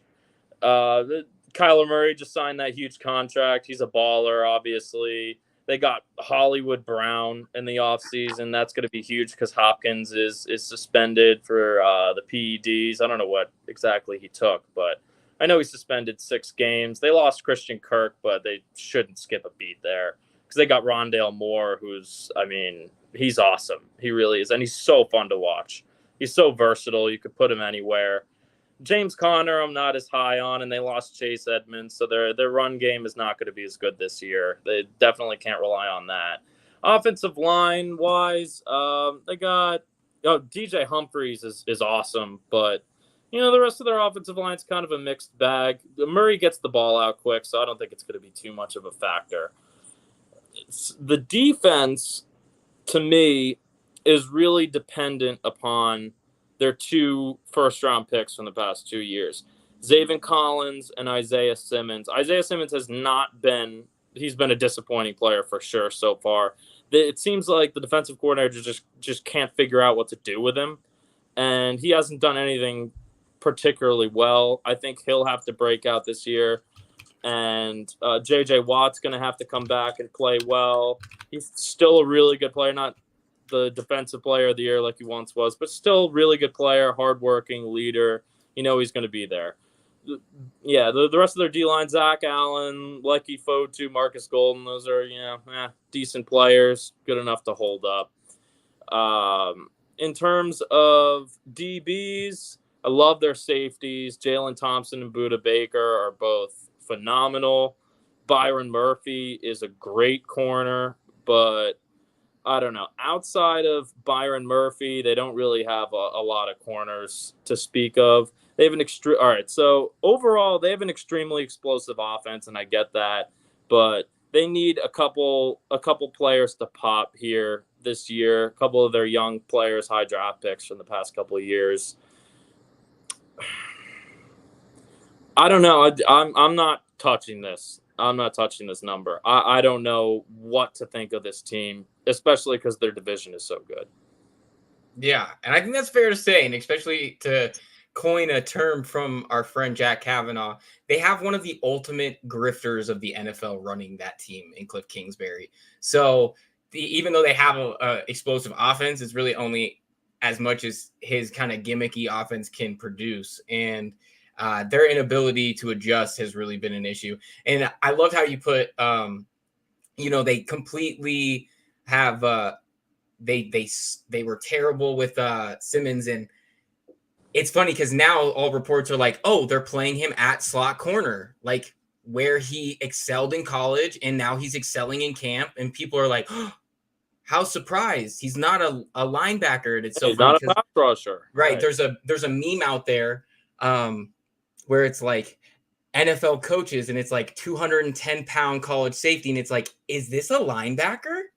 And that's what I think of every time I see this, because it's just like they obviously never watched his tape, and it's no surprise. I actually had to double check because the fact that he still retained his job, Vance Joseph still being with this team as this coordinator, is just somebody had to have told him, hey, you know that this guy doesn't play this position, because I really don't have faith that he figured it out himself, having watched how he coaches, not only at the head coach level that he did for, my Broncos, but how he has with that atrocious defense there in Arizona, even though they've had a bunch of pieces. So it's an interesting watch in kind of chaos to see like how you can have a decent roster and just have these guys just shoot themselves in the foot over and over and over again. So I definitely understand wanting to stay away from it for sure. Ben, what do you see when you see this roster? Well, I'm glad that you asked that specific question. because it's almost never good what they say when you answer with a question, and that's exactly what I'm going to do. Other than quarterback and wide receiver, what do they have? And that's meant to be rhetorical, I guess, because I don't think they have much. I don't like the roster at all. Come on, Zach Ertz doesn't move the needle for you? I mean, he's fine, but I'm fading all rookie tight ends. I faded Kyle Pitts, and I think that was fine. I think that was fine, but I haven't looked around who he was picked in terms of ADP last year. It's just rookie tight ends, uphill battle, even one of the best ones we've seen in recent memory. It's okay, Ben. It can be just tight ends in general. We abolish the tight ends here. Remember, everybody go shop.importantnonsense.com for your abolish the tight end and abolish the kicker t-shirts. So. I actually think that I'm not going to know. Go there and buy it, but I ain't buying it because I think those are edges to be had in the game. But I digress. J.J. Watt, I mean, we want him to be healthy, right? Like, he's their best defensive piece, but is he going to be healthy? I mean, I feel like that ship has sailed. And then they've got Golden. I mean, they just don't have much. And you mentioned the defensive coordinator. Everyone's is out of position, and their secondary is kind of, well, I mean, I like Budda Baker. I'm from Washington State, so I always root for my Washington guys, but I kind of think Budda Baker has his reputation exceeds his quality of play. I think a problem is, like you mentioned, Zach Ertz. It's fine, and he could be utilized. His health will catch up with him, and obviously Hopkins not being on the field. But the offensive line, I think the offensive line is bad. And when your strong link is DJ Humphries, who I'm not the biggest fan of him. I don't think he's even a top 10 tackle in this league, and Hudson's best years are behind him. And I used to actually be higher on Kyler Murray until I watched a little bit more tape on him. And I think he's a player that needs his offensive line to be solid. I see him getting off of a lot of routes because he's bouncing out, or because, whether it be pressure or whether he cannot see because of his stature. No fault to him, but it's a thing I see time after time on tape. So with a bad offensive line, I'm not in on this team. I'm going under. And then everybody, the most cliche thing to talk about is how, they're so good and then they're so bad. I'll trace the lineage of Cliff Kingsbury, as you said. This year their schedule starts out real tough. So what are they going to do when they don't have that big, long 6-0 or however long a start it's going to usually is? When they don't have that, it could create a rout. I actually like Cliff Kingsbury as first coach fired at plus 1,000. I think that's a decent value if you want to get into that market. But yeah, under, and especially in that division. I just want to say one thing. I'm with you, Ben. You changed my mind. I would go under here if I had to pick for sure. I agree with you. Yeah, I agree with you. I actually, you made me look at this depth chart again, and you're right about it. I think I just got blinded a lot by how exciting the offense could be, and they have the sex appeal for sure. Right, and the freak of nature, linebackers they have, and the potential they have. Hopefully, they can use them well. And I like Byron Murphy. I like Jalen Thompson a lot. Is a guy that's very underrated. But I see what you mean, and I would actually change my pick and go under. Yeah, there you go, Ben. You got converts. I'm right there with you too. When I pair, I'm actually really low on Cliff. I don't think that he belongs in this league, and I think that he might not be Urban Meyer, but he's definitely a grifter, and they could do so much more with a better staff, in my opinion, because just like Vaughan said, they have explosion, they have things that excite you, and we just don't see it consistently because they're not put in great positions. V, are you echoing them here, or what do you think? Yeah, I guess my initial thoughts when looking at Arizona was this was an 11-win team last year, and I don't see too much change in their roster. So seeing them dropped below 8.5 would mean that they're somehow 3 games worse than they were last year, which seemed a little odd to me. I wasn't totally buying into that. But looking into this more, I mean, I think Vaughan mentioned Tampa Bay being a weird vibe team. Arizona is a pretty weird vibe team to me too. I mean, they pay Kyler Murray, but you don't get the sense that they loved doing it. It was kind of more that they had to because he was their first overall pick, and he's a good enough quarterback that you can't really bail on him right now. But do they really think he was worth that kind of money? Doesn't really feel like it. It's not clear how good they feel about Cliff Kingsbury. I mean, it kind of feels like they're hamstrung into the roster that they have, but they wish they could do more if they had that option. So it's weird. And I think if you're looking at kind of a tiebreaker on whether to go over or under on this one, I'll echo Ben's sentiment on the schedule. They play San Francisco twice. They play the Rams twice. They play the Bucs. They play the Saints. And then they play the entire AFC West, which we talked about last week, is the best division of football. Chargers, Chiefs, Broncos, Raiders. Those are 10 very difficult games. And this team is not consistent enough where you feel comfortable that they're going to go over 500 in those 10 games. So if that's going to be my tiebreaker, I can definitely agree with these guys on the under in that sense. Yeah. And I mean, we also didn't even point out that Kyler has some bumps and bruises and nicks. Like, he's already missed games, and he's kind of the engine that makes them go right now, which is understandable because he's a dynamic playmaker. But him missing time makes that schedule an even more daunting task. So I'm right there with you guys. I think that this is definitely a big fade for sure. I like what you said about vibes, V. I mean, the vibe is so off. And not only Kyler got the extension, but Cliff and Steve Keim got the extensions too. So if this goes poorly, they are in a bad spot. Yeah. They have all these fancy pieces, but none of it really matters or makes sense. It's just a bad stew. Yeah, there's just no excitement. Like, you don't hear anybody like, oh, the Cardinals. Like, I don't know. You just don't hear a lot of hype or anything. It's all jokes about like the quarterback having a video game clause in their contract. I mean, just not a good situation. What a great scientific study that was, too. That's where analytics is. Because you come in That's and you a realize, Reddit post I can get along with more than the Masked Singer Reddit theory. That's right. V, if you haven't realized, I spend a lot of time on Reddit. I'm right there with you. But when I see a Masked Singer, I skip past it. I guess they know what I'm after. They know the content I want. The algorithm strikes again. So we'll move on to another team here. The Super Bowl champions, the LA Rams, 10.5 wins. What are we seeing here? I mean, it's a lower number than some of the other really high. You know, we saw Tampa Bay at 11.5. I think the Bills were up there at 11.5. Now we're at 10.5 for the Rams.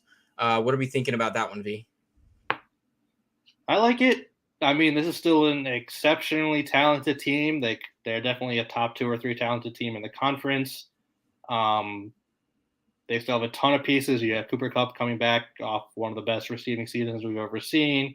Cam Akers is hopefully back to being 100%. He didn't look very good in the playoffs, but hopefully he's back to where he was before.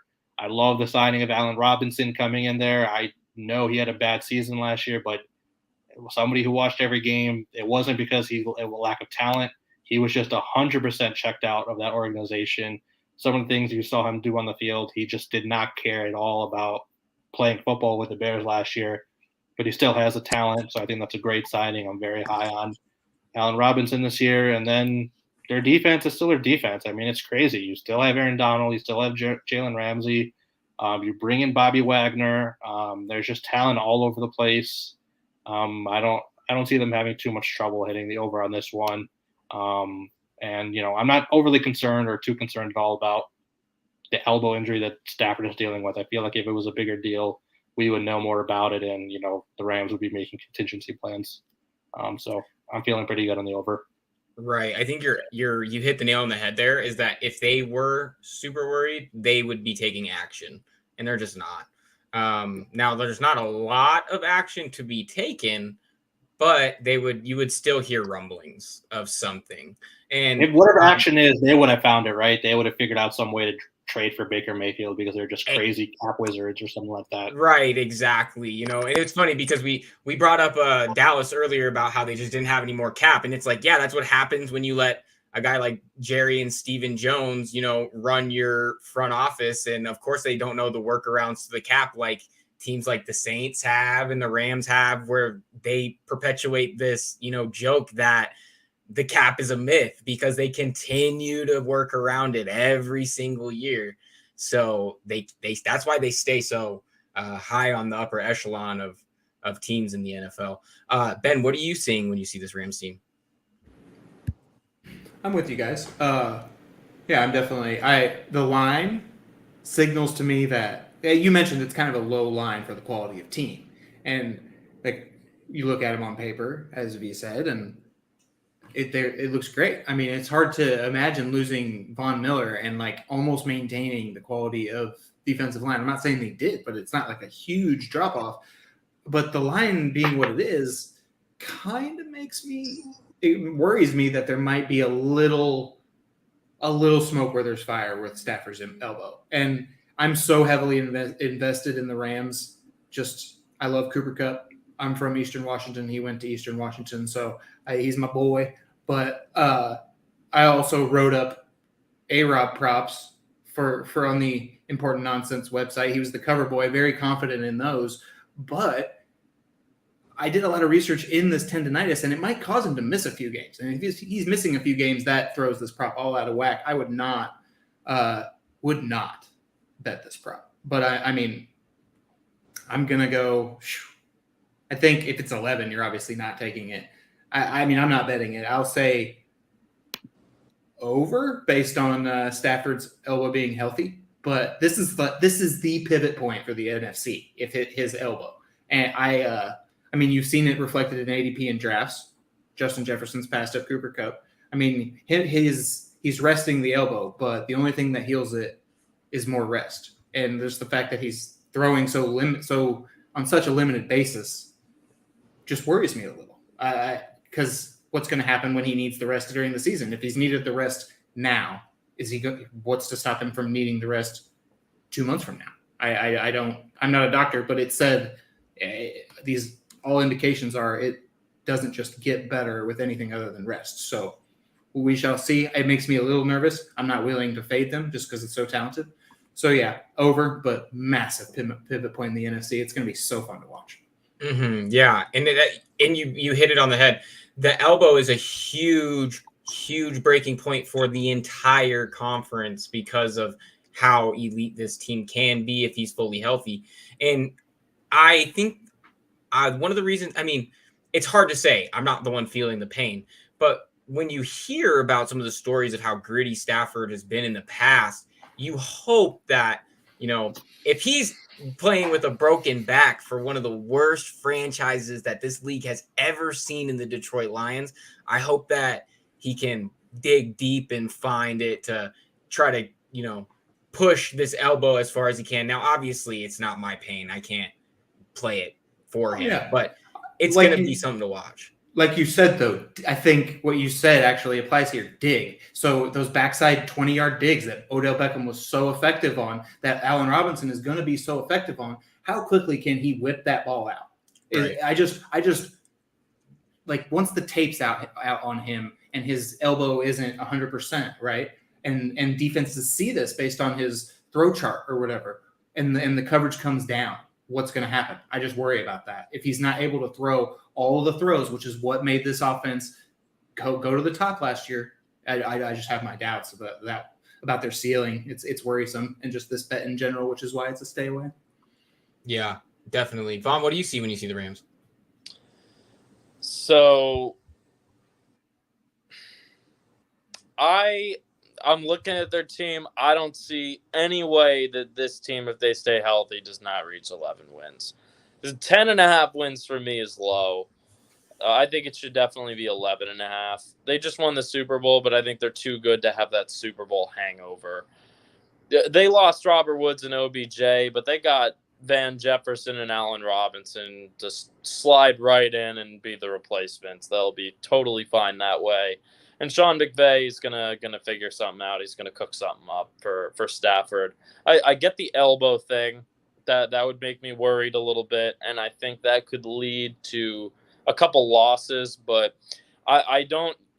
Before, Mason, you said this was one of the best divisions in football, and I would strongly disagree about that. I just don't think the Seahawks and Cardinals are not playoff teams. I don't think they're playoff teams at all. I think they're below 500 teams, and I think the Rams go 4-0 there. And looking at the rest of their schedule, they're just better than a lot of these teams. I think their offensive line, Whitworth retired, but they got Note Boom to replace him.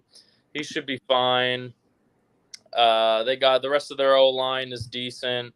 Their defense is still great. Aaron Donald is still a baller. They got Greg Gaines and Ashawn Robinson on the D-line too, and they both specialize in the run. They're decent players.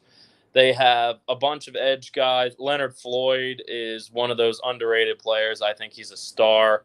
He does everything for that defense. And as I think V mentioned, Bobby Wagner, they brought Bobby Wagner on. He's not the best linebacker in football anymore, but he's still really, really good, and he's going to be a great leader for the team. And not to mention Jalen Ramsey, he's still a superstar. Although maybe not the best corner in the league, as a lot of people say. I think he's certainly up there in that top 5. And Jordan Fuller is also an excellent strong safety, and they're fine at DB. I just don't see a lot of weaknesses with this team. They have just as much firepower as they had last year. They lost some offensive starters, but they have replacements for all of them. And I think they have an excellent coaching staff. I trust everything about this team. I think that if they stay healthy, they reach 11 wins blindfolded. Yeah, I think that's definitely fair to say. And upon review, you're right. I think that the idea that I think it's when you look at some of these lines for these win totals. Yeah, this division recently was amazing, but right.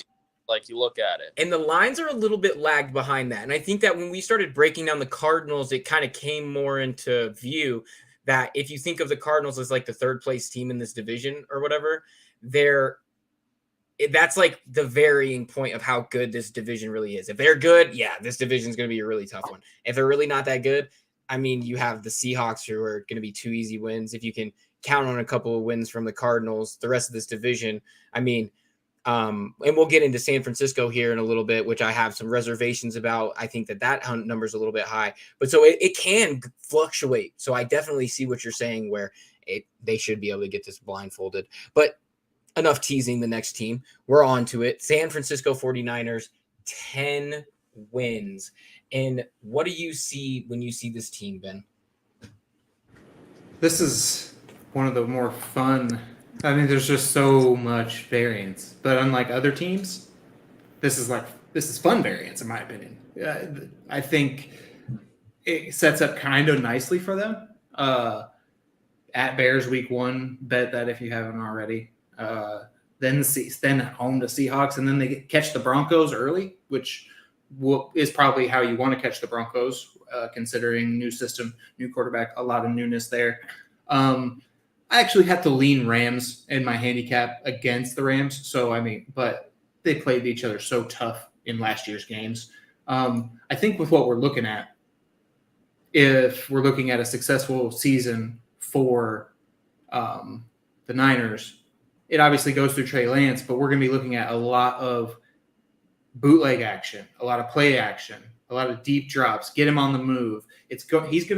What if Trey Lance can be 75% of what RG3 was his rookie year? I mean, I think we're looking at a playoff team. If you remember, that Redskins team did not have the personnel this team does. I know you can say what you want to say about the middle of the O-line. That is an issue. I think there are ways around it in this scheme, getting people on the move. There's a lot of gimmicks, a lot of gadgets, and then having the running quarterback, I think, is beneficial and kind of usurps some of the negativity that middle of the O-line brings to the situation. And then looking on the D-line, I love the addition of Charvarius Ward. I mean, he doesn't have to play press man in Kansas City anymore, and he can sit back, which is actually one of his strengths as a DB. And all the reports coming out of camp are great. And then the great D-line, the good linebackers. I have to go over here, and it's nice you get a little push value if you can find it at 10. Maybe you can shop around and find it lower. Probably not. You can't really go wrong with their coordinator or any other coaching. Obviously, Shanahan his track record with a mobile quarterback who's young like RG3, but then everyone raves about D'Amico Ryans and Chris Kasurik. So it's hard to fade these guys. And I know that's not a hot take. So if you want a hot take, I think Ayuk's going to close a bit of the production gap on Deebo Samuel. I think I think there's other people maybe out there saying it, but I think that's in the cards for the Niners this year, just based on how Trey Lance is going to play within the structure of the offense or lack thereof.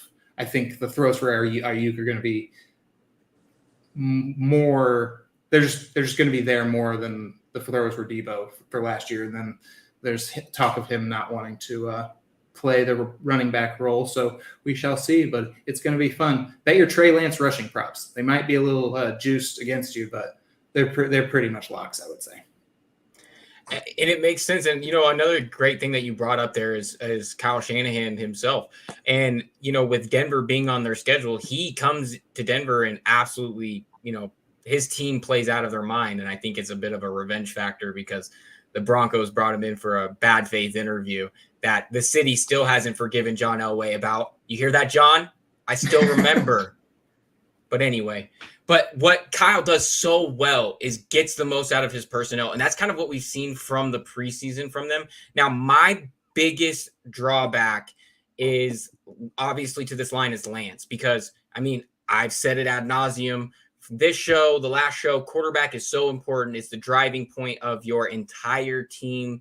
It's the success that you put them into is the success you reap on the win-loss record. Now, it's not exactly a quarterback record or a quarterback stat, but it's highly correlated.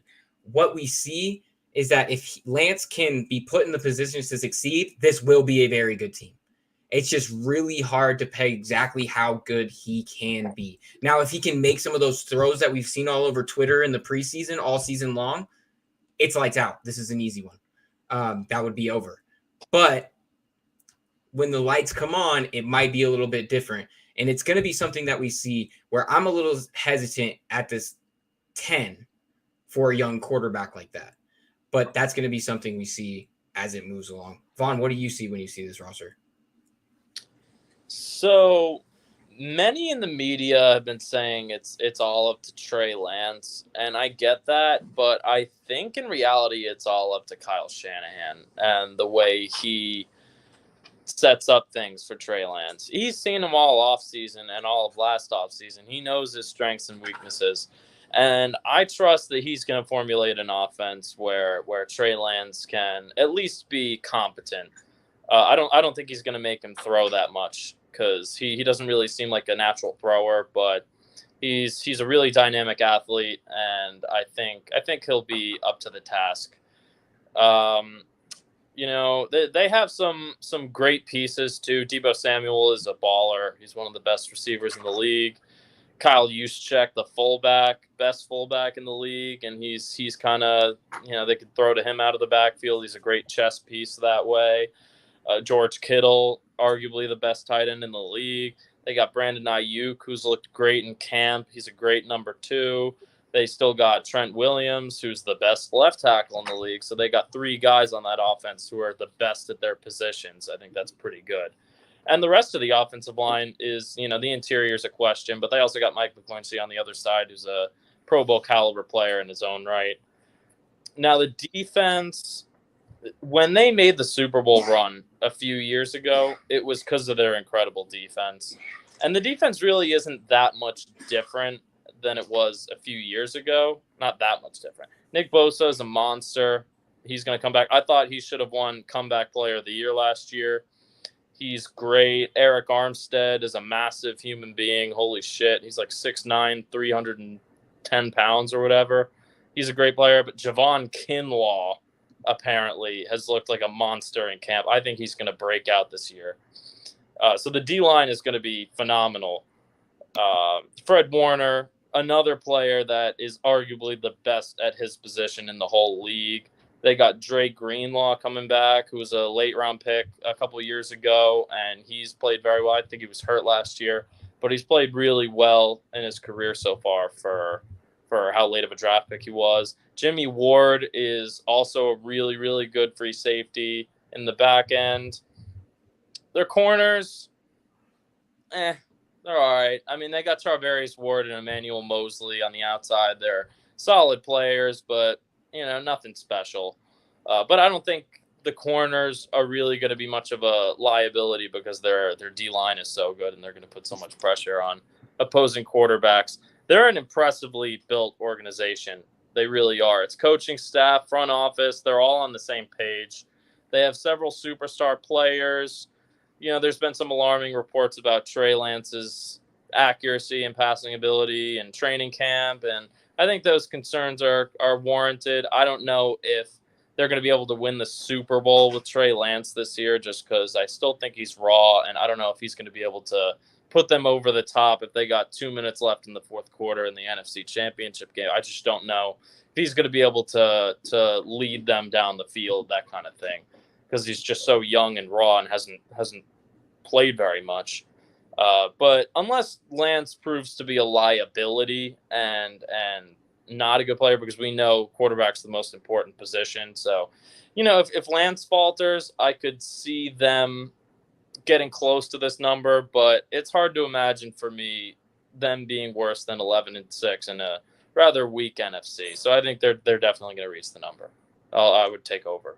Yeah, and you put it right off the rip. You put it great. It will rely on Kyle Shanahan, and to think Trey Lance lucked out because he could, like the other two guys that went before him, did not go to franchises like the Niners and do not have the coaching staff.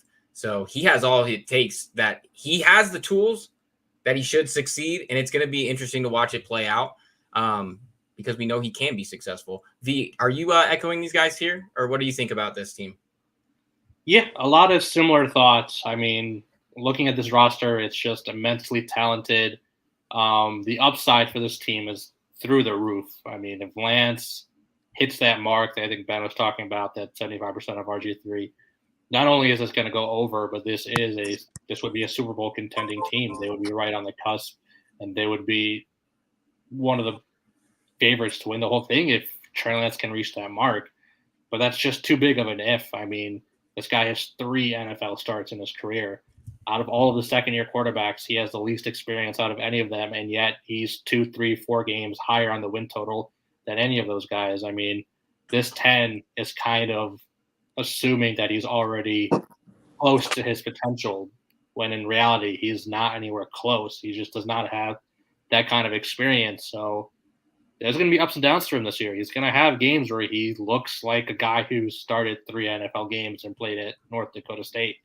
That's going to happen a few times this year, and you're going to have to take that into account. So when you set the line so high at 10, it limits your margin of error so that you can't really let Lance have those kind of games too often. But those games are going to happen. So it's just – this one's very tough. 10 is kind of right in the middle there. You kind of can see it going either way. If Lance meets his potential, you can obviously see it going over. But again, like we talked with Arizona and the rest of these teams, it's a very difficult schedule. He's playing some of the tougher teams in the league and playing against good defenses. I mean, Denver's got a great defense. The Chargers have a great defense.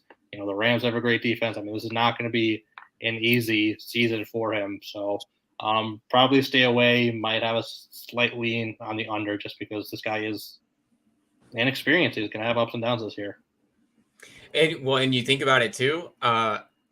Think about how many people. How he had 14 NCAA starts too. I think, right? Yeah, not very many. too. So it's like this guy's had roughly 15, 16 games played since he was in high school. That's kind of shocking and a little bit scary. Now, he definitely has a ton of talent, and if anybody can bring it out of him, it's definitely Kyle Shanahan. But it's going to be something to watch, and like you say, not a lot of room for error there, for sure. So we come to the nightcap of our second NFC edition of Win Totals on Locked In. The last team we have to do, the Seattle Seahawks, the lowly Seattle Seahawks, 5.5. Now, I don't even want to ask you guys what you think about this one. I know we're probably all going under, but I would rather ask you guys if it's a better value to be betting the Seahawks. Let me get the number real quick. The Seahawks at plus 700 to have the first overall pick, or one of the other teams we talked about here today. So just to refresh you, the Atlanta Falcons plus 400, the Seattle Seahawks plus 700, the Chicago Bears plus 700. And I'll just throw in, they also have the Lions and Panthers at plus 1,200. But in case you're feeling froggy, who are you guys taking out of all those teams in the NFC to potentially be this number one pick? I'll start with you, Vaughan. So out of the NFC teams, it's tough. For me, it's either the Falcons or Bears. I'm a little higher on the Seahawks than most people because I look at the roster and, there's not a lot of star players, but there's a lot of decent. Like, I look at their defense. They got a lot of decent players that aren't household names, but I think they have, decent depth around the roster. They got some good offensive pieces. I would stay away from the number, actually. I wouldn't go under. Because I think they're capable of winning, 5 or 6 games. I would, for the first overall pick, I would go with the Falcons. Just because I have more faith that the Bears, with Fields, have more hope and are going to want to win some games down the stretch just to get Fields' confidence up. So I think that the Bears are going to win a couple more games maybe than the Falcons. The Falcons just, to me, have not really any hope at all. I mean, Mariota, I just don't see him having the impact on his team that Fields will with the Bears. Definitely understandable. V, what are you seeing? Obviously, you're not going to be picking the Bears for obvious reasons, or maybe you will because you don't like to win. That's just where we're at now. No, if anybody read my piece from earlier in the summer about teams who I think will have the first overall pick in the draft next year, you'll know that Seattle is my absolute favorite to win that bet. I got them at plus 1,000 in that one, so now they've already dropped to plus 700. It sounds like Good value. I just think, good value. I just think this team has the worst quarterback situation in football right now. You talk about depressing camp battles in Carolina and what happened in Denver the last couple of years. Nothing could be worse than Geno Smith versus Drew Lock. I mean, this is just terrible stuff. Terrible quarterback play is going to be happening this year, and the rest of the roster is just not good enough. I was just looking at some of their stuff on the other side of the ball. I'm looking at Artie Burns as their starting right cornerback. Is that really what we're talking about? I mean, this guy is barely above replacement level. Like, he shouldn't even be in the league right now. This is just a terrible roster. Pete Carroll was struggling to have success the last few years with an above-average roster with Russell Wilson, Bobby Wagner, and DK Metcalf and stuff like guys like that. Now he has terrible pieces around him. I have no idea with this team how they're going to win games. This is a complete bottom-out team. They'll have the first pick in the draft next year. I'm calling it right now. Yeah, and I'm right there with you. I think one of the biggest reasons is that you have a guy that has anybody tested if Pete Carroll is senile? Like, I don't want to be mean, but the decisions that they've made in this organization throughout the last handful of years are actually insane. It's just repeating over and over and over things that just do not succeed and just hoping that it works out is the definition of insanity. And that is what Pete Carroll continues to do. And so I'm right there with you, V. I think that this team is a shoo-in. And if you had told me this time last year that, I see into the future and there's going to be a camp battle between Drew Lock and Geno Smith, I would have actually had a panic attack because I would have thought it was on the Broncos. That's how that turns out for me. So good luck and Godspeed to the great people of Seattle, because it's going to be a long season for you guys. Ben, what are you thinking when you see it? When you see the list of who's taking home the first pick? I actually love this market. I'm happy for you, yet jealous at the same time that you got that plus 1,000 on Seattle, because that's definitely some good value. I didn't search hard enough for these markets earlier. Yeah, that's a very good bet. The Seahawks, if you take out Lockett and Metcalf, what do they have? And the great point about Pete Carroll, I mean, he had something to work with before, whereas now, not so much. As I've spoken in some of my articles, when you should diversify if you want it to like cut down some risk in these situations. When you have like these plus 400, plus 7, not so much plus 400, but when you have the choice of a few lines you like that are plus 700 or higher, maybe a little lower, you can diversify and cut some risk. Like I'm going to run out and bet Seahawks and Bears right now. Those are two of the worst rosters. Like V said, Fields is better than the Seahawks situation at quarterback. But yeah, I don't have any faith. They're not going to be good. When your two best pass rushers are like Poona Ford and Uchenna Nwosu, you're probably not going to be in good shape. And one last thing on the Niners, if you believe in Trey Lance's ceiling, the line took for them to win the division plus 200, not too bad. Whereas the Rams is just plus 125. So it's kind of an interesting little thing. Yeah, definitely. And you're definitely not in any trouble of the Seahawks winning that one. So you're good there. Oh, and if you don't like the Giants, plus 1,400 for the Giants, that's kind of interesting. For a little sprinkle, just to maybe like a break-even sprinkle, plus 1,400 for the Giants. Yeah, they were one of my favorites to win that bet last year, and they almost got there. They were just a few spots off. These are very advantageous markets. You can have it all pegged months before the season's over, it feels like sometimes. Right, and when you look versus win totals, the odds are never going to be near as nice when you peek out things like this. So we're happy that we can put those out for everybody. And also to put in, if you ever have any trouble hunting down your lines, like Ben might have looking for these ones, go and check out our sponsors, bettingpros.com. They have all of the markets, all the stuff you could want. Really great tool to just look into everything that the market's offering for you. So it's going to be another great season, guys. That's it for the NFC. This one took entirely too long, but it's okay because we like breaking it down with all you guys. I had a lot of fun, and I can't wait until we do it again next time. Myself and Vishaal are definitely going to be back every single week, every Friday, with right here on Locked In. We're also going to have a rotation of Vaughan and Ben come on our new Thursday show, which was actually the old version of Locked In, and that one's called Over Underdogs, and that's with our partner Underdog Fantasy. We're going to be playing the pick'ems with them, so that's going to be a lot of fun. Everybody make sure you check that out. You can tap in with our Discord for all the new and greatest stuff. Definitely check out the new merch store. We got all kinds of stuff kicking on there. And yeah, I think that about does it. V, got any parting words for the crowd? No, this was a long one, but it was a ton of fun, and I'm just can't wait for the season to start. Can't get here soon enough. Yeah, definitely excited.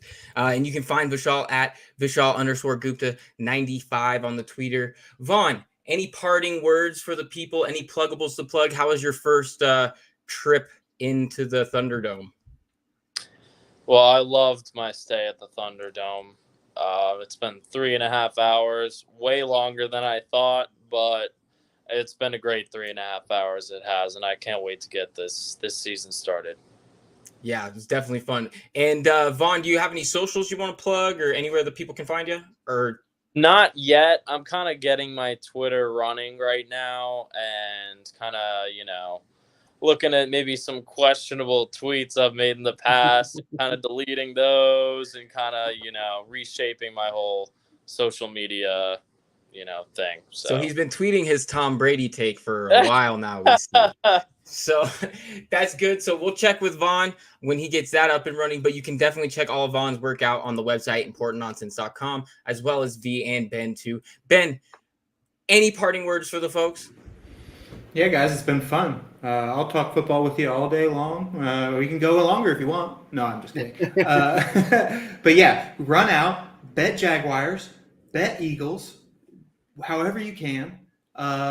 Check out props articles, more coming soon. Check me out on Twitter, Ben Had Been. That's my name, Ben. The word had, the word Ben. Yeah, it's been fun, guys. Let's make some money this season. I'm super excited. And it's been real, guys. And until next time, Keep up the nonsense, and we'll see you degenerates later.